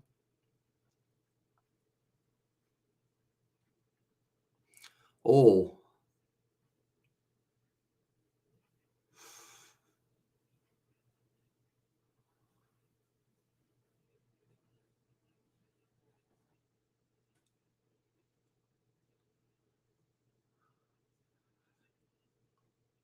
Right.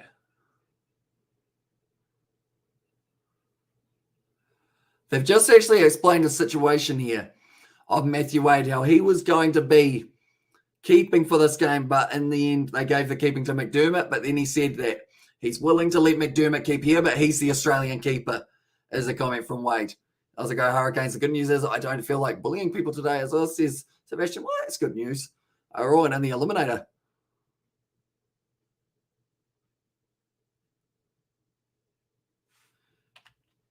Oh, I'm just going to quickly go back. Did they say about the New Zealand one? Yeah. Okay, I was just making sure that that was the only ones that have been cancelled and it wasn't like Sri Lanka. Also, because they have got the T20s coming up very soon, but currently they have got themselves 2 games at the SCG, 1 game at Manukau Oval, and then 2 games at MCG for that upcoming one, and that is going to be the T20 schedule for them. And also, it's not nice to believe, as I said, Frank, there. Just getting good on you, mate. Support your team through success and failure as well in there, yeah. it's going to be interesting because they are going to be up against a tough Adelaide striker side who have now got Alex Carey and Travis Head back, but they have also got an informed McDermott sitting on 40 runs of 23 deliveries. And also Matthew Wade will be hoping to tick his way over. A few more runs. Run hard is the call. It was close. In the end, it was cut off by LT. Who is LT? LT for the Melbourne Stars. LT. Who is LT? Don't know who LT is. It's not their initials anyway. It's gone straight up in the air from Matthew Wade. This is going to be a catching opportunity. Who's under it? That's taken. And that will be the third wicket down now for the Hobart Hurricanes. We have got the, not a bully, you're an important part of Kiwi lads as well. And then there says David, and also we've got the Kiwi winning, India's winning as well, says Ryan. Yeah, at the moment, they're doing all right for themselves currently. Oh, actually, to be fair, South Africa's sitting on 181 for 3 off 35. I think that one, I'm just going to have a quick look and see what the odds are saying for that game. India versus South Africa. There we go. We'll go like this. And the live percentages currently sitting, they do have a 44% chance that India will win this game compared to 56% chance of South Africa. Well, Hurricanes are done, as I said down there. Yeah, it was always going to be an uphill battle, though, for them in this matchup. Like, needing 273 runs in a T20 is absolutely huge.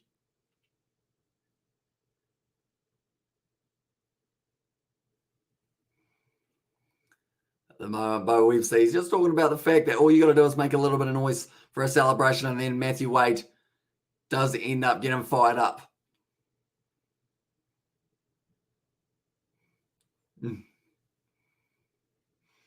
Also, we've got there, how much do South Africa need to win as well, says Frank there. So for South Africa, they are currently setting the total. So they are sitting on 181. So it will be India batting second. They've still got 15 overs left of that one. Hinchcliffe now going to be the bowler. Absolutely, my only problem is with Harris as well, and there's Sebastian.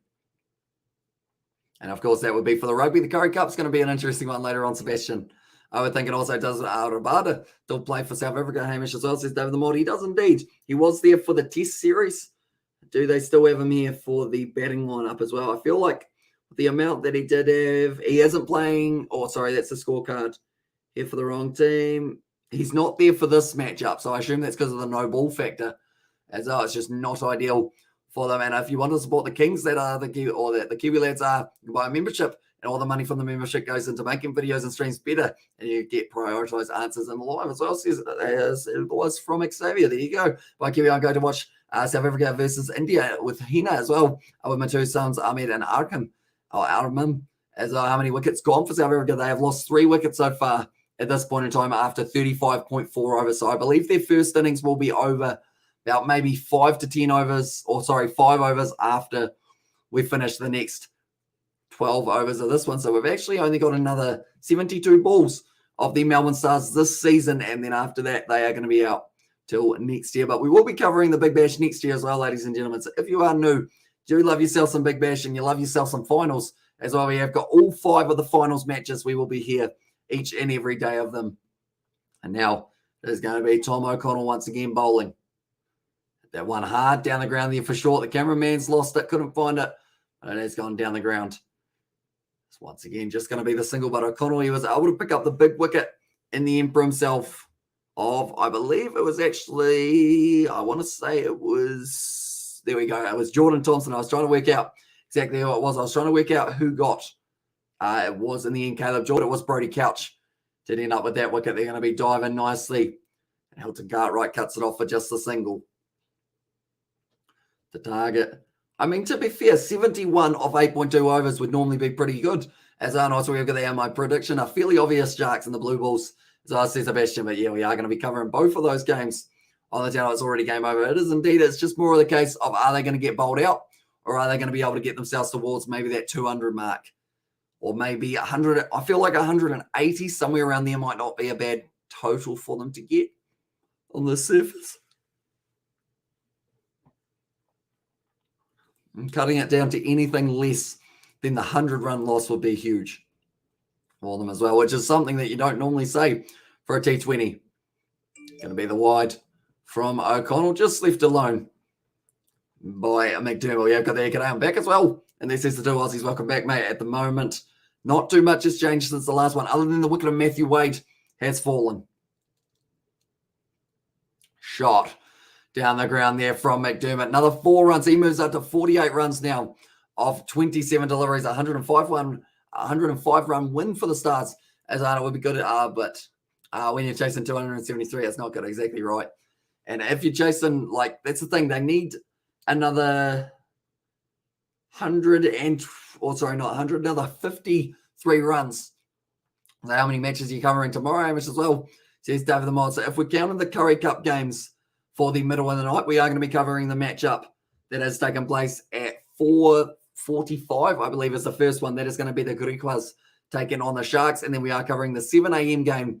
That is going to be the Sharks. Oh, sorry, not the Sharks. That is going to be the Bulls taking on the Western Province. So that is in 6 hours, 47 minutes time that game will be kicking off. And then 4 hours, 27 minutes time for the Sharks. That's another big shot down the ground from Darcy Short. We have got there. Go McDermott as well. Says Navoti there. And also 196 off 68. So that's just the two Aussies.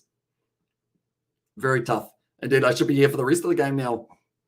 Says the two Aussies. And also I should mention we've got a couple other games that are taking place tomorrow. We might be doing a women's T20 matchup between England and Australia, depending on whether or not we get round to it. It will be starting at 9:10 tomorrow night. So it depends on what is happening. I know throughout the rest of the time, because we won't be able to cover the second one or the third one, I don't believe. It's already mathematically impossible to get the boost point, yeah. And also Stars playing like final side. And then, of course, the finals are kicking off on Friday. CJ Shannon, yep, that is indeed what we are going to be seeing. Cameron Boyce, he was able to get himself the 5 wickets for himself. Also a double hat trick for himself in that match. But then the Renegades losing by 1 run. Short and McDermott should do well together, says the two Aussies here. If they're not going completely for that 273, they're at least going to be going for just building up a partnership, knowing what they do between the wickets. How much did Wade make? He did get himself 10 runs off 12 deliveries. So not the best innings for Matthew Wade, unfortunately, but currently required run rate, they need 17.73 per over. Brody Couch now, he only went for 9 runs off his first one. And they're missing a couple of players. They don't have a Case Ahmed. They don't have themselves Harris, Ralph, a few of those international players going back overseas. It's going to be hit out to the man in the deep. Andre Russell, another player who's not there. Well, I'm going to clock out and see you guys all at 7 a.m. as well, says David the Mod. So we will see you later on, mate. Looking forward to it. Blue Bulls versus Western Province. It should be the more exciting game of the two, I have a feeling. So it should be a high-scoring one. And, yeah, will be very exciting indeed. But the Gabba, we do see that the Sydney Sixers, they were able to win by 27 runs. Nathan Lyon.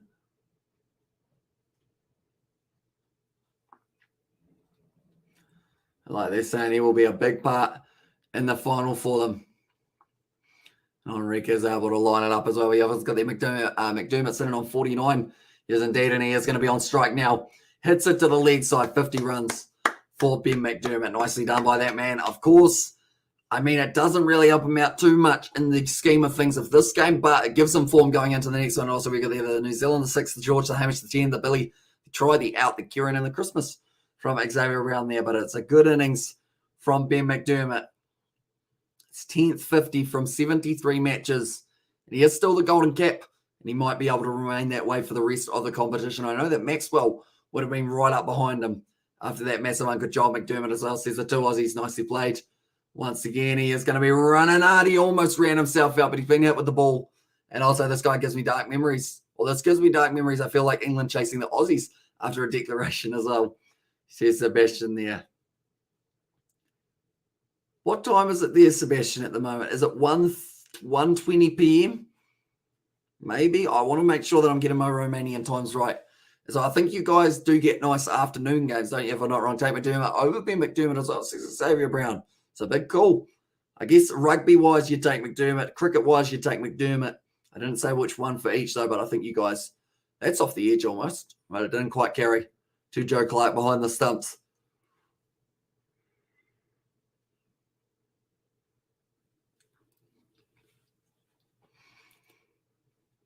Darcy Short was able to find a decent rhythm, 1:20 p.m. Nailed it. Getting better.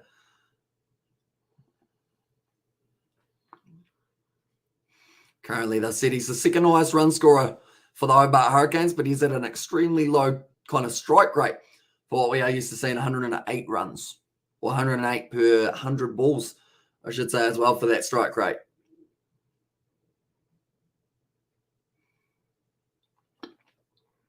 Currently now, Brodie Couch. He has only gone for the 5 runs so far of this over. I should say, anyway, yeah, we're just an hour ahead of South Africa. All Currie Cup games are ideal for us. So says Sebastian. So, yeah, we have got 2 of them out of the 3 that we will be covering. We've also got the URC this weekend that we are going to be covering on the channel. The 7s as well. When this is when Darcy Short needs to go big as well. And even if he's not able to go absolutely huge, even if he just finds himself in the middle of the bat a few more times, get him in form heading into the Adelaide Strikers match that is coming in only 2 days away. But that is going to be 10 overs down now, 86 for 3 for the Hobart Hurricanes. Would be a decent total if they weren't chasing down the 273, because they are going to need another 188 runs off 60 balls now, with a required run rate of 18.8 to be able to chase it down. The Stars win the Bash Boost point. They do indeed. They win it by a total of around 50 runs, almost about 48 runs ahead. They are going to be for that Bash Boost point, which is a very good total for themselves. At the moment, they've got a rugby ad. Where's my rugby ball? It's down here. I got a miniature All Blacks rugby ball for myself, which I don't know why, but it seemed like a good idea at the time, so I did decide to stick it out with it for a little bit longer. But yeah, who knows? Maybe we try and do some sort of challenge with it. We've also got our chicken nugget challenge that is coming up extremely soon for ourselves. I think it's going to be not next week, but the week after that we will be filming it, or maybe early in this week. We will have to wait and see how it goes, but 50 nuggets each for me and George is not going to be an easy feat for myself, but I'm going to try my best. And also we've got the your ball, as and also Stars get them all out so they don't have any from it against us, or any form against us. So it says the 2 Aussies there. So yeah, I guess that is the one that they will be definitely wanting for the Adelaide Strikers. But all we need here for the Hobart Hurricanes, if we want to see a close game between the Strikers and the Hurricanes, I think all they need is to be able to get themselves just a few more runs on the board, as I'll see how they can go. But anyone who is new, be sure to leave a like and subscribe. We have got plenty more videos coming in the future of the BBL and all things involving the BBL international cricket as well. We have got plenty of that. IPL maybe even coming just around the corner. All rugby that we physically can as well, with the 7s coming back extremely soon. But McDermott currently sitting there, 54 runs off 31 deliveries. Who do you support? 2 Aussies. As on there said Sebastian, he is an Adelaide Strikers boy through and through for that one.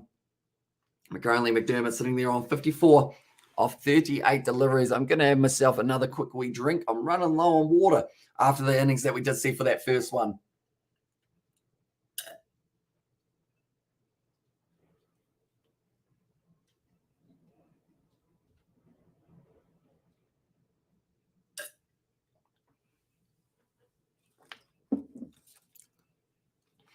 The moment they are just saying about the fact that they know they can't win the game from here, so they just want to be able to go on and get themselves in a position of having some form for Friday. And that is going to be their big game, because that is a knockout game up against the Adelaide Strikers. The Adelaide Strikers, they won't have Rashid Khan, but they will have Travis Head, and they will also have Alex Carey coming back right at the ideal time for them, really, in their competition. Peter still finding some good form.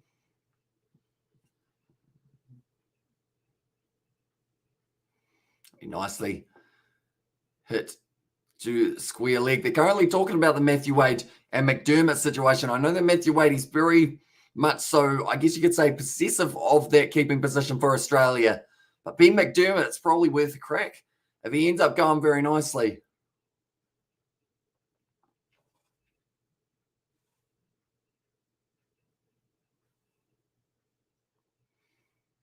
Okay, like they're saying, Finch isn't captain of the Renegades, but he is the captain of Australia. So they're saying about picking the best guys for the job just right now, and then from there, looking towards international duty. But that is going to be hit to the leg side once again. It is kept to just a single. Also, every time you write, you drink water, I always say chug as well, says the 2 Aussies. You do indeed. One day I might consider it. I have actually done a few whole glasses of water and not much time at all on the live stream. I always regret it though, straight after, because I'm like, well, that was dumb. Now I have no water left, so I can't continue to drink. Shot. Almost ended up smacking straight into the shins of Elliott. That's going to be racing to the boundary, and Darcy Short now gets himself up to 10 runs of 8 deliveries, 186 off 58. As us as the two Aussies, yeah, it's still a mountain to climb here for the Hobart Hurricanes if they do want a chance of going on and getting themselves the win. But currently, like they mentioned, they just want to find themselves some form of form going into the next one. Why am I so bad at spelling? I meant drink as well. And there, yeah, every time you drive water, I guess you can drive water depending on whether or not it's raining. Might be the best way of looking at it. I got smacked the finger of Elliott there. Going to be whipped off the pads from Darcy Short. It could be 2 here. They do take the 2 runs. Very good running between the wickets there for them. And also we've got there, should I drink the 600 millimeter of water as fast as I can as well, says Petty. I mean, you did try and do it yesterday. How quick were you yesterday, Petty? I can't quite remember, but do you regret doing it? It's probably a better question to be asking. Currently 94 for 3 here. 10.4 overs down the target of 274. They don't really have too much that they can do from here other than just keep on playing the way that they are. Keep on finding a little bit of form heading in to the next game. It's a nice shot there. Once again, straight to the fielder. And I'll say, yes, you should, Petty, as us, is the 2 Aussies there.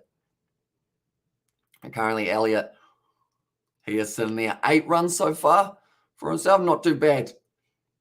And at the early stages, but currently, Darcy Short sitting on 12 off 10. He certainly will want to find a little bit more of a strike rate going forward in the future because he has been a lot slower, like we mentioned, than he has other years. Who's that? That's Matthew Wade there.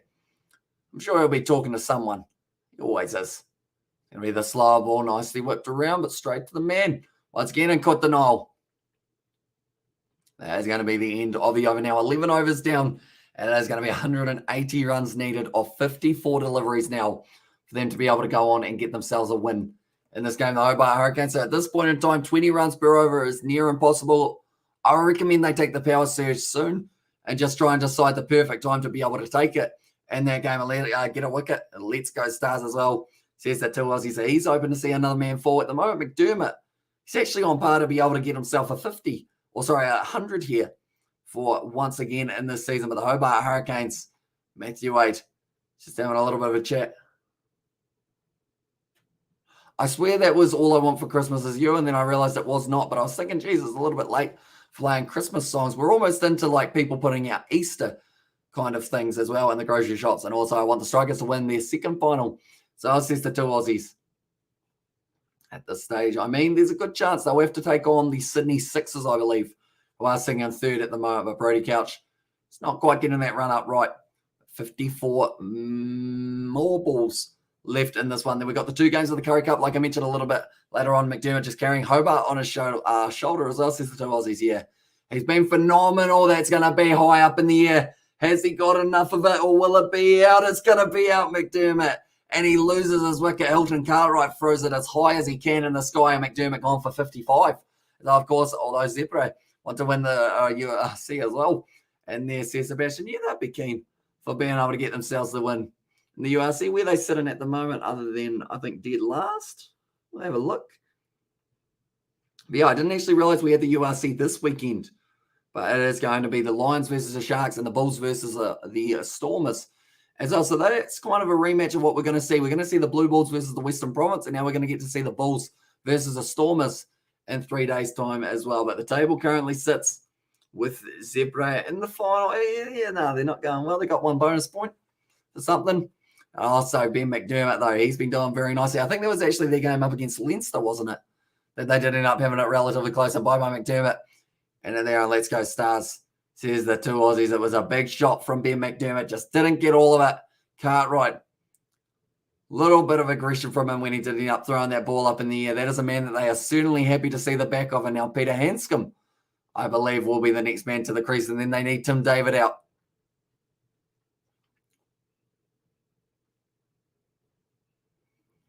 Brilliantly done by Hilton Cartwright, though, in the deep to be able to take that one. I'm going to have to drink some more water, or else I might lose my voice before the next live stream.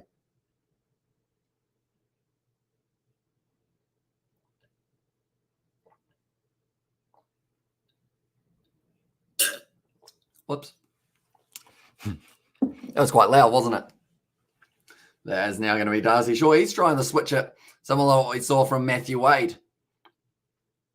I think Brody Couch is actually having a few words here with Darcy Short. We have got their chug as well, says the two Aussies. And I feel like Darcy Short probably would have used the same reasoning as they did for the Matthew Wade argument, which is pretty much, well, at least we are in the final as well, or at least in a final for this one. But currently Short sitting 12 off 12, Hanscom 0 off 0. So both going at the same strike rate, even though Hanscom has not faced a ball.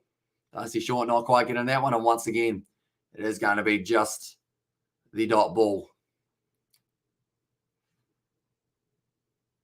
Just looking around. He's got an icon, Darcy Short. I don't see too many of those around at the moment. Normally we either see the kind of Green Nichols or the Kookaburra, and then maybe a little bit of, is it the DSC?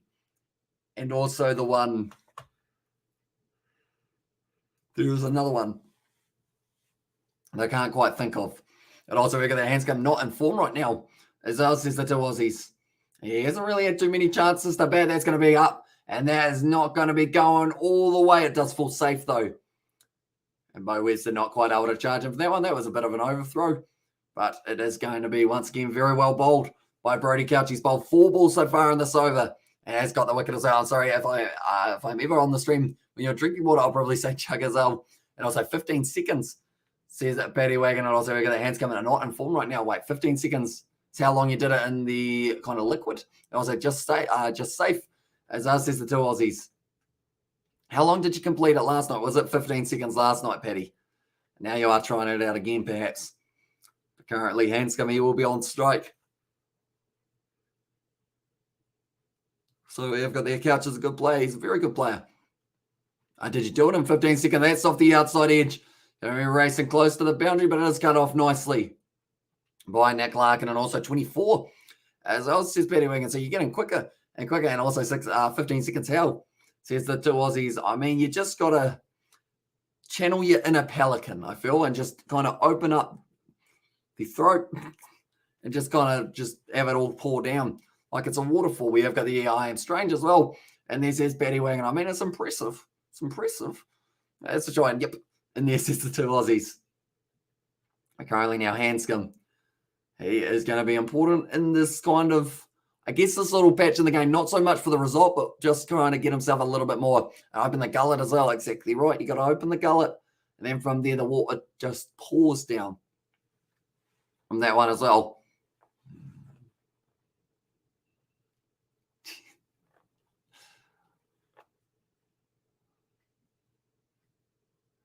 They're just showing the backyard cricket there. Also, we have got there. I try how much water? A yellow as well in there. And yeah, this stage, opening the gullet is the best way to do it. If you're trying to scull water. Well, also, you were talking about the hot dog eating yesterday, or someone was, for Xavier Brown, and saying about 70 hot dogs eaten in 10 minutes. You'd certainly have to open the gullet for that. That is not ideal. At the moment, they got the 5-year members. You get your name up on the screen, although it's that small that you can't really read it, unfortunately. And also 600 mils. So it says Paddy Wiggum, but now it is going to be O'Connell back into the bowling attack.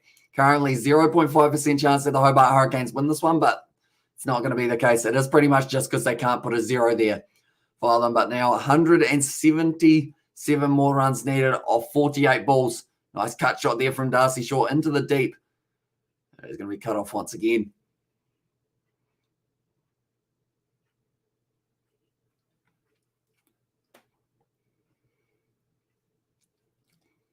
Currently, there's still plenty of seagulls at the MCG and still quite a few in attendance for this matchup. Of course, they're not allowed as many as they would have liked by this game, but they've still got them spread out throughout a ground or kind of throughout a side of the field.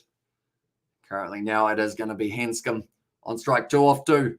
O'Connell, he has still got quite a few balls left to this one, and Yan, this is going to be a boring one as well. And this is Aiden also, that burp was just water as well. And then also we're going to stop moving the bloody robot as well. And this is I was like, hot dogs in 10 minutes, I would die. If I did that as well. The majority of people probably would, to be fair. And also, we have got there, this is going to be a boring one as well. Says Aiden. Yeah, I feel like the thing is, it's kind of got the wind taken out of the sails by getting such a high total. And 600 meters, 100 milliliters as well. Well, how? Okay, I don't need to try. As on there says the two Aussies. Once again, another single. Another yawn. Coming around. That's the 100 runs. I think they've done it in about double the time. To be honest, I can maybe get lower than 15 seconds. Well, make sure you're only trying it like once a day. That's going to be hit down the ground, just going short. I've caught denial in the deep. Okay, so the Sixers, whoever wins the game between the Adelaide Strikers and the Hobart Hurricanes, they will be taking on they're going to be taking on the thingamabobs. They're going to be taking on the Sydney Sixers. And then we get to see the Perth Scorchers versus Sydney Thunder as the qualifying final. That will be taking place on Saturday night and should be an absolutely awesome one because we've seen the Thunder push the the Perth Scorchers so far. If you do, we'll go crazy, mate. You are stuff for like 1 minute or two, then you are good. As on there says Betty Wagon. It's good to know, just in case I ever do find myself in a situation of having to scull a whole heap of water. Or it's gone straight through. Don't know how that missed, but O'Connell has been able to bowl another very effective over only the 5 runs of it. Still 7 overs to go. And it is going to be 4 for 102 here for the Hurricanes. Currently, Hurricanes, they are sitting there 27 points. So if they got themselves a bash boost point, they would have had a chance of being able to go above the Strikers, but they also would have needed to win this game as well. So unfortunately for them, that is not happening. That man yawned now. Made me yawn, whoever that is. He's wearing a bib. I don't know who he is, but he made me yawn. And also I've got there, I'll just do 600 mils in 5 minutes as well. I think Stars might just win only. I think Stars might just win only just as well. Says Night 56 Hawk. Yeah. It's looking pretty good for them at the moment. Oh, we're wrong in there from Hinchcliffe. And also we have got there. I did a full wine bottle in 3 minutes as well. Although you did say that you threw it all up afterwards, didn't you? And the Sixers are second place as well, says Big Bash King. Or are they actually? One moment, we will go down and we will be checking this one. BBL table. Where are we? Oh, okay. So they haven't actually added the Thunder's win though. So I don't know whether or not they will. No, they won't actually overtake. So it is going to be Sixers versus Scorchers as the rematch that we do get to see. So that is going to be an interesting one. And also I did full wine bottle in 3 minutes. And also they need to hit a 2 6s and 2 4s. And over then, not happening. There was almost a screamer of a catch there from Maxwell. He does end up putting it down. 170 more runs needed or 40 balls. Who's coming out faster than that went in? Here's Betty Wagham, but it was hit hard by Peter Hanscom. It would have been a one-handed diving catch for Glenn Maxwell. When did you did you get drunk, Betty, as well? And there says the two Aussies. At the moment. Oh, almost got it there, and a lot Betty as well. And then says the two Aussies, but now currently Hobart Hurricanes, they are going to be. Oh, it's a good shot down the ground. Oh, it's 4 runs as well. Nice shot from Darcy Short. Yeah, as long as they don't lose too many more wickets, maybe they lose one more and you get to see Tim David in action one more time with the big shots. But other than that, they won't want to lose too many others for themselves in these situations. But currently 13.4 overs have passed here, and the target is still going to be 274, which is a good old total to be able to try and chase down. It's going to be dragged down. Nicely played by Darcy Short, not trying to overhit the ball for that one, and just whips it down to a deep square leg. Also, I'm really loving the stream side as well. Says to us, appreciate it, mate. And we are here for every single game of the BBL that is coming up. I'm slightly slouched down at the moment, but that is because this is quite comfy. And we have got a long night ahead of us. That was close to beat Hanscom time in that one. And also, it was at the start. Then I got drunk. It was after sad rugby final loss as well. Also, the 15th over just around the corner, I should say. Was that the power surge? No, sorry, they're showing the highlights of Glenn Maxwell. I assume we are going to get to see a power surge taken relatively soon, though, for the Hobart Hurricanes, currently sitting 65 runs plus the extra 100 that they are going to be needing. And that is going to be 36 balls now. that they will have left to try and do it. So even if they go to run a ball here, still not going to be able to get themselves an absolutely huge total for this one. But it was just great batting from Glenn Maxwell, 19 to 17, to team we smashed as well. Then, sorry, mate, I won't be on for the strikers play the finals because I might be at the game. Or I just want to watch it as I says to us. That is understandable. It's your side. At the end of the day, that's going to be hit down the ground nicely by Darcy Short, a little bit over pitched. And that is going to be just a single once again. But currently, O'Connell, he's been impressive throughout this game by the looks of it. They're missing Adam Zampa, but he has been doing very nicely. And at the end of the day, that strike rate was absolutely phenomenal for Maxwell when he was able to go on. And every other match I should be on as well, says the two Aussies. But currently now, Hobart Hurricanes tries to hit that one hard. Hanscom once again missed out a little bit. And I believe that will be just kept to the one run once again. So it is just going in singles and twos at the moment. But also a few dot balls have been falling for us along the way here for these two sides. And that's the thing. When you think about it, Maxwell probably hit more boundaries in his innings than they did have dot balls in the whole innings for the Hobart Hurricanes bowling attack, which is very insane when you do think about it that way.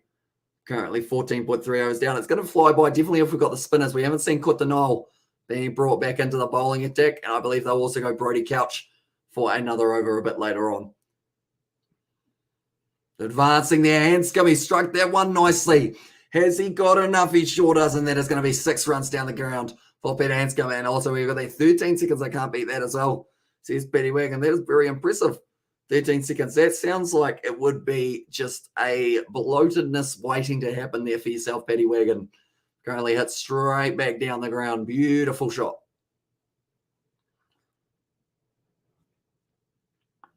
It's a very nice shot from Peter Hanscom. And that's the thing. If he can find his form, that will help them out in the future zone. Okay. And there, as I says, the two Aussies. But O'Connell, he'd be disappointed with that one. He's been bowling very well. Like I mentioned, he doesn't want to really go for too many more runs. But I think they are just going with the spin option for a majority of the time here for the Stars. Sorry. Just get through those overs a little bit quicker. Outside of the off stump. It's going to be a hit there. There are a lot of seagulls out there at the moment. And that is going to be the end of another over. O'Connell ends up going for a total of, actually, there's still one more ball, but he's gone for 32 so far. I'm good. As on there says Petty Wagon.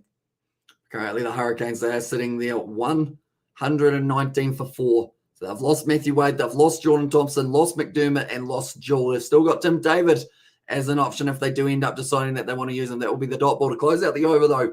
And also, we got that nice from the two Aussies. But that will be the end of the 15th over, and it is 119 for 4. So looking through at some of the predictions while we are at it as well. What do we got here? We have got ourselves Stars to win by 105 runs. It's one of the predictions. We have also got their Hurricanes 185, 174 for Sebastian, 179 for Paddy Wagon, and also 205 for Captain James. Then myself, I went 162.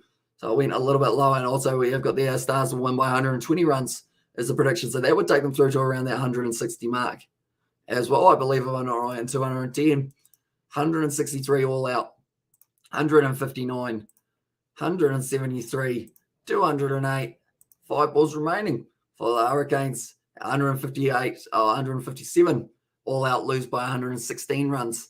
As I said, Frank, so we've got a lot of predictions for this one by the looks of it. And also you've got the Hurricanes didn't don't try it as well. And also, hey man, when is your next stream for rugby? What time is it as well? Says that one from, it was Xavier. I'll have a quick look. So we have got 4:45 a.m. as the Sharks versus Griquas. So we'll probably start that one maybe 3:35, somewhere around that mark.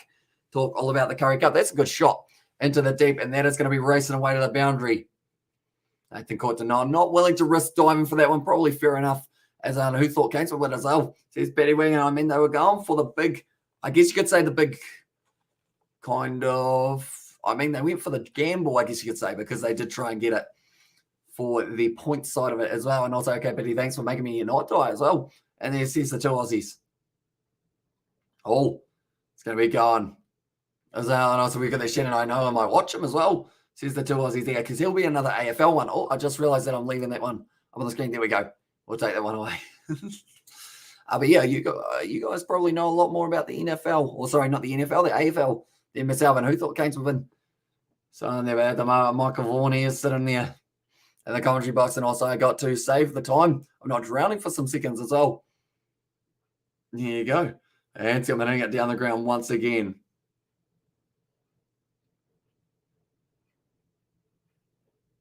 Okay, New South Wales is going to be the hosting of the decider by the sounds of it. And also we've got there, do I go line 13 plus win or 1 to 10 points? Same as she's Aiden. Oh, I hate coming up with predictions. All I'll say is the Lions in their first week, they lost to the Western Province 48 points to 36, whereas the Pumas, they ended up 19 to 33 against the Blue Bulls. So, it's a tough one. It's a very tough one, Aiden. Do let me know what you go with, but I don't know whether or not I can make the decision on that one. Is there anything you want? I don't know about AFL, I tell you as well. And there's the two Aussies. Now it's going to be Hinchcliffe once again, hit down the ground over his head. Looking for that straight boundary. They've got it again. Great shot. And it seems to be straight down the ground. It's been perfect for them throughout this one. And Petty Low. And there as well. But that is going to be 131 for 4 now for the Hurricanes after 16 overs. They've still got another 4 overs this game. Second innings, in fact, has been absolutely flying by. They're showing there the Women's Ashes tomorrow. It will be at 8:40 p.m. New Zealand time, I believe it is. Or actually, it would be, rather because it's at Adelaide, it would be 9:10 New Zealand time on that next one. And then it is also going to be an earlier game for that one. Do they have that one as earlier for myself in the women's department? They've got it in Adelaide Oval. So that would actually be starting at 3:10 New Zealand time for the second one. But my app has it as, 4:10. Okay, that makes more sense. So I swear I had it as 19 a little bit earlier on, which is why I was mentioning about the overlap. But now Bo Webster, he's gone for 15 runs in his first over. Bowls it nicely. It's going to be whipped to the leg side. It looks like they want the 2, and they will be able to get back comfortably for the 2 runs as well. So, yeah, girls, Ashes on it is indeed. They're going to be across a few different formats. T20, the ODIs, and then also you are going to be looking at the Test match at the end as well. I am just scrolling through. Only Test match. In fact, the only Test match is actually before the ODIs by the looks of it. Yeah, it is.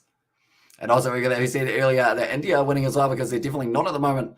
As I said, Sebastian, I think it was Ryan, if I'm not wrong. What time is it in Australia as well? Says the two Aussies. Depends on the region you're in. Some regions you are sitting currently at, it would be 10:49 p.m. Then other regions, you're sitting a little bit earlier on. You'd be sitting at 7:49 p.m. And then other regions, if you're in Adelaide, you're actually sitting at that kind of 2 hours and a half behind us. Here in New Zealand, advancing there for Peter Hanscom, hit it down the ground. There's no one there. Oh, Maxwell, though. I would have cut it off and keep it to just the 2. We have got the women's test match. It's not a normal test match. It's a 4-day as well. It's around 46 seconds. Now, that's the version of opening the gullet as well. And also, we have got the Wayne Nathan not bowl. And then there says BGMI as well. So that will be Nathan Courtenay. I guess they're saving him.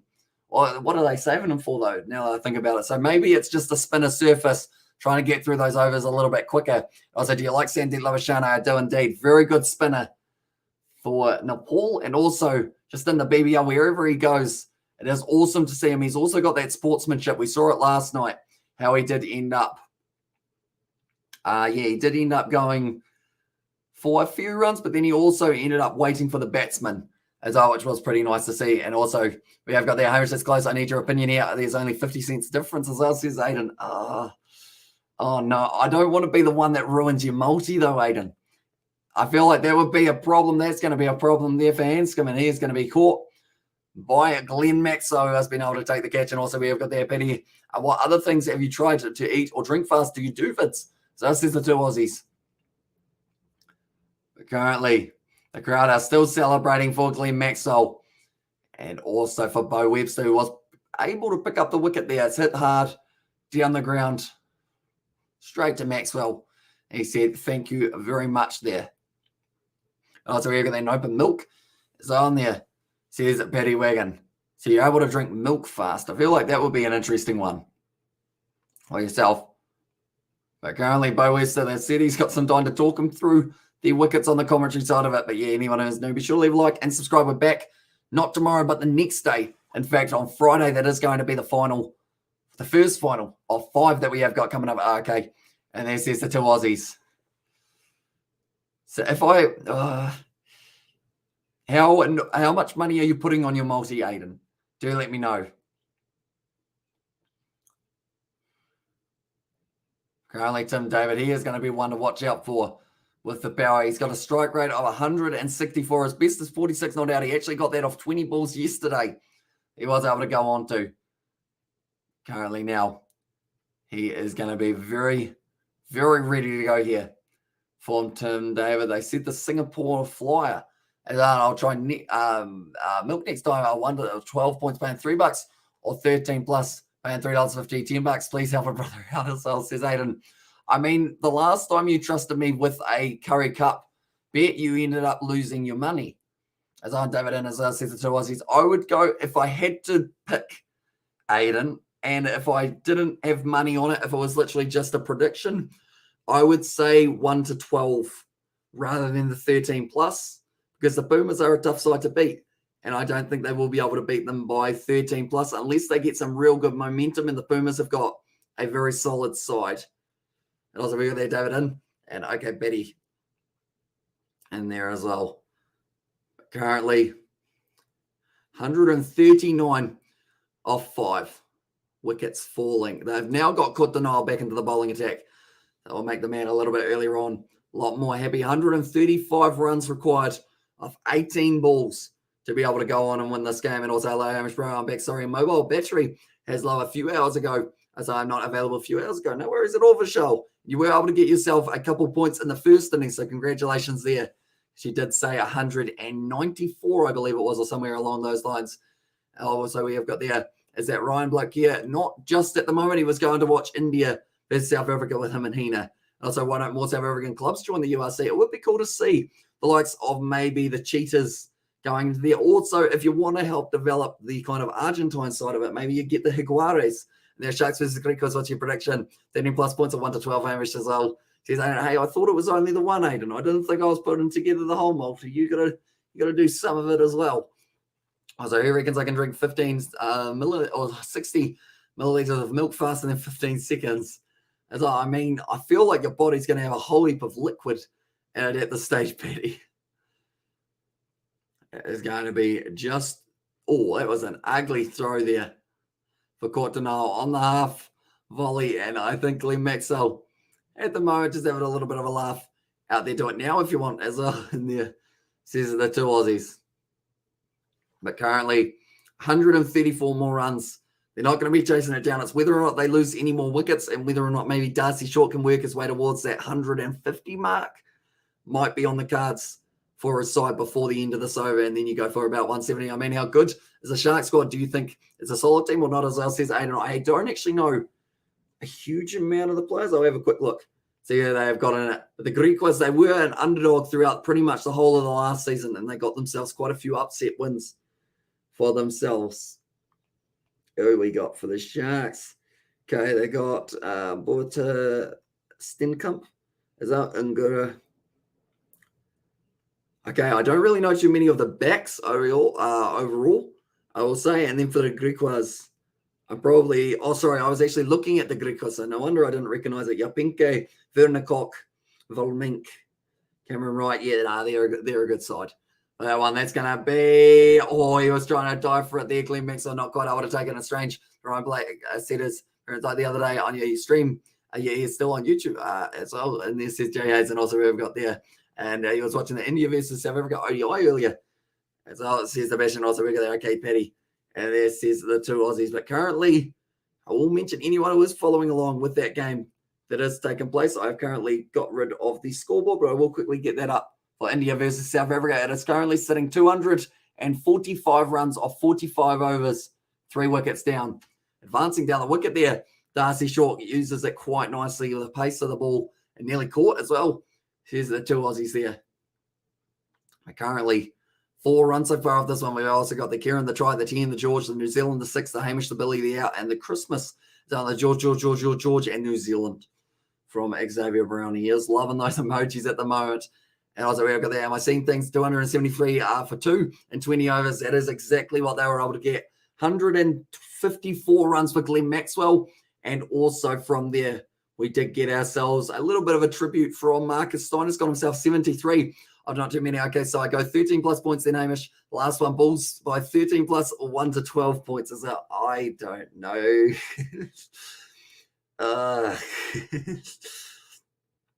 I have no idea who is in the side at the moment. And I also don't want to cost you $10 because it's the other side of it. If you win $10, then I'll just regret not putting it on myself. Oh, sorry. Says Joe there. Who at the Western Province got? They haven't really got a huge amount of players that I do recognize completely. 30 Vorster, Mornay Stain, Brinkotzer. Okay, I'd say the Bulls should win that one. Don't be Amish. I don't have any money. It's all down to Aiden at the moment, who is trying to work it out as well. 13 plus, as I says Aiden. Also says Betty, and also Amish, bro. This is the biggest defeat in BBL history. I think so as well. It's relatively close in that regard, although there was a team that got bowled out for about 40 or so in the past. Now, Elliott is going to be hitting Tim David in the thigh pad. Does end up just getting himself the single, and also 13 plus as well. Maybe it was just Hina commenting his fictional wife. Is Sebastian there? And also, we got the last tip from Jay. Yeah, it's an interesting one. It is an interesting one. That is for sure. Maxwell the GOAT. As us, there's Thomas Reynolds there. Now just showing there for Tim David. For the one that was earlier on in the season, also, did you say Bulls by 13 or 1 to 10? So kids don't bet. That is a good example. Be sure to gamble responsibly if you are old enough to bet. So I did say 13 plus, Aiden, but yeah, we'll have to say probably goodbye to your $10. So I would think also they need $10, or sorry, they need 130. Some teams don't make 130. As I says the two Aussies there, that is true for that one, but currently it is going to be 128 off 10 balls is going to be what is required for this upcoming one. Now, Tim David sitting there, 4 runs off 5 deliveries. He can hit a 6 anytime he wants to. It's gone straight up in the air, though, and that is going to be a good almost one-handed cake from Courtenay and also the Xavier Brown. And then there, as I says, the two Aussies. But currently short, he is sitting on 31 or 30, 32 or 31 for himself here. So slowly ticking over towards that 50 mark. I don't think there's enough balls left to be able to get him to that 50, though. Also, we have got there, kids, spend your lunch money wisely. Don't bet as well. Exactly right. Only bet money that you are in a position to be able to lose. I feel like it's a perfect model or kind of motto for gambling as well. And also, we have got there, this is a risky business. Maybe I place a $2 bet as well. Says Aiden, I would recommend doing that. The lower you go, the better in that regard. And also, we have got there are going to win as well. Well, I think the Hurricanes are coming to win. And there says the two Aussies, and who do you think will win the whole comp? Says Thomas. I feel like, to be honest, for me, it's almost either Sydney Thunder or Perth Scorchers at the moment. They seem to be playing extremely well. Although the Thunder almost did lose to the Renegades, didn't they? So I'd say Perth Scorchers should still be the favourite, but it's hard to tell. That's going to be the big shot there from Tim David. We knew one was coming soon, and that is going to be going all the way for 6. And at this stage, 154 runs for 5. Currently sitting on, also my uncle won 5K once betting on the Melbourne Cup as well. And this is Xavier Brown, strikers are going to win, says the two Aussies there. And the Jazz, well, as a decent option, I feel like at least they're in the top 5, so they have got a chance of going on to winning it as well. So that's nicely done. And David, what a shot. As says the two Aussies, yeah, very nice shot from Tim David.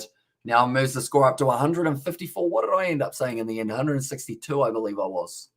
Yeah, I was 162, so I might be a little bit low in that regard. And also we have got there, Harry, I place $100 on the Lions to win 1 to 12 points. Will you go live for me as well? And this is Aiden. Place $100 on the Lions to win 1 to 12. I mean, I prefer if you gave us $100 donation, we go live for it maybe, but I don't know. I feel like it's more than likely we'll either have a happy Aiden at the 4:15 or 4:45 game, or we'll have a very sad Aiden who doesn't have the money in his DAB account anymore. But that is the end of the over. They need 118 to win off the final over. Doable here. Well, that's not a bad score. And Hamish, you got it. You got this, mate. 6 off last. Easy game. As on there says Petty Wagon. And also we have got there, not a bad score from the Hurricanes. Just that Stars did so well. Exactly right. They just dominated from start to finish here, the Melbourne Stars. And even though we got a good cameo from McDermott, 55 runs off 33. Darcy Short at the moment still sitting only around that 100 strike rate, sitting at 103 with 33 off 32. Also, I don't donate $100 to the Nugget Fund as well. They would get a lot of nuggets, that is for sure. Also, we've got there. I can't believe the Stars put on almost 300. Yeah, insane performance from Maxwell, insane performance from Clarke, and same from Stoinis as well. All three of those men contributing to it. Leonardo da Vinci once said, once is fine, twice is acceptable, 3 times is spamming. So you won't find my God. Oh no, did you hear that timing out the 2 Aussies? Currently now, that's a shot from Short. Does he get it all the way to the boundary? He sure does, and that is going to be another 4 runs for himself there. Darcy Short moving up closer and closer to the 50. I mean, if I lose, I won't have money for the Bulls and Sharks later if I lose. I don't start counting us, says J. Hayes there.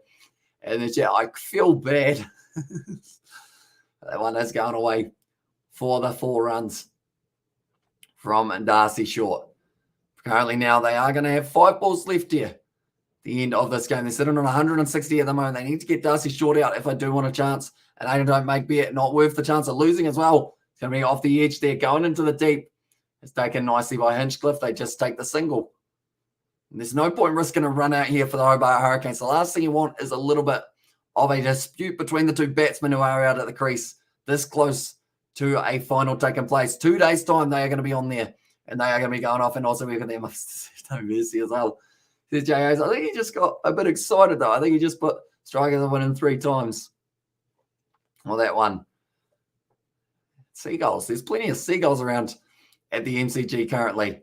Brody Couch, that's going to be the dot ball. Nicely bowled by Couch there. Currently, it's going to be interesting to see how it goes. 300 seconds at Ramrach. As on there, says J. Hayes.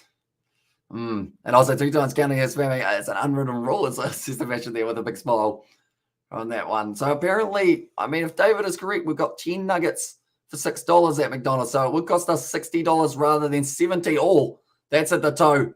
That is going to be going down the leg side. And I believe they will get themselves just a single there. Oh, they get back for the 2. Nicely run between the wickets, and they will move up to 163 now. I don't believe it was wides. I think it did hit the foot. And also, you will have a happy Aiden or an annoyed and sad Aiden for the Sharks and Gregoire's game as well. Should I do it, or is it too risky? I would recommend, like, that's the thing. Curry Cup is that unpredictable. That maximum you want to go is probably even 10 in that competition, because you never know the side that you're going to get to see. Like, some random player could come in, get himself a hat trick, and just ruin your chances as well. I wasn't able to watch the game, so I'm just going to watch the highlights as well, says Thomas there. I mean, the highlights are pretty much the whole game at this point. That's going to be the wicket of Tim David. And Maxwell able to take another one, and I go 105 runs victory for the Stars as well. Yeah, you're very close in that regard, Shannon. And also, we have got a not too bad as well in there, says Betty Wagon. Also got to go. I've got to do the Nugget Challenge whilst it's 10 for $60. Yeah, we'll save us $10, which we can put into the vehicle to be able to drive up and get the nuggets, because they are currently 30 minutes there, 30 minutes back for our nugget kind of eating as well. But it's gonna be a challenge. I would think. I feel like if we went to McDonald's and we were just like, hey, can we have 100 chicken nuggets? They'd be annoyed.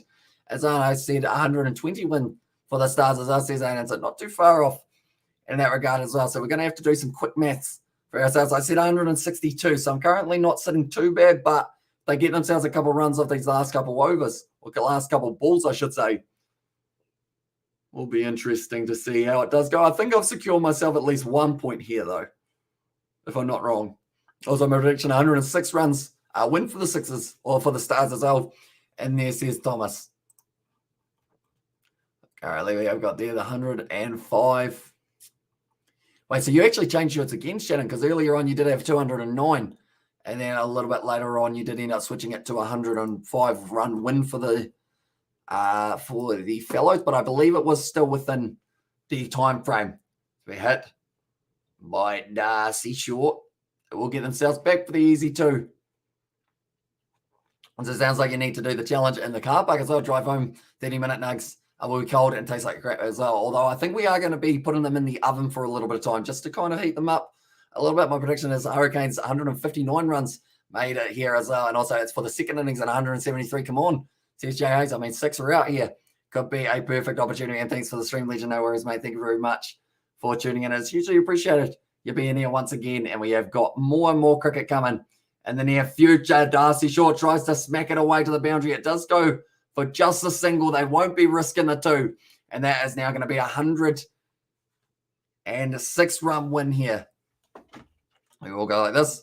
And we will go like this as well. So I believe 106-run run win will be Shannon, who does receive the points here for this one. So we will go like this. Shannon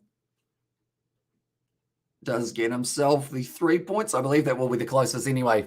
Then also we got 6 difference between Jay, 5 difference between myself, although 4 difference for Robert.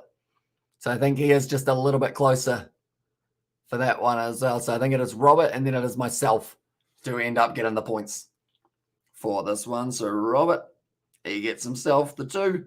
And the Kiwi lads, once again, gets myself just the 1. But nonetheless, that is going to be the end of this live stream, ladies and gentlemen. I do appreciate you all being here. Like I mentioned, Friday, we are going to be back. And we are going to be rearing to go once again for the playoff game as well. A lot of records smashed. How about biggest second inning score to lose by 100 runs as well? Yeah, I feel like that is probably up there as our Stars smash. And there says Jay, but nonetheless, thank you all very much for tuning in. You are a beauty, Kiwi lads. As I said, Shannon, appreciate you, mate. And yeah, we have got plenty more cricket, plenty more rugby coming later on tonight for the Curry Cup. For anyone who is interested, it is going to be at 4:45 a.m. New Zealand time. And then also 7 a.m. New Zealand time. We're staying up right through the night. And we are going to be covering that on the channel as well. But thank you all very much for tuning in. If you don't enjoy, be sure to leave a like and subscribe. And I will see you guys.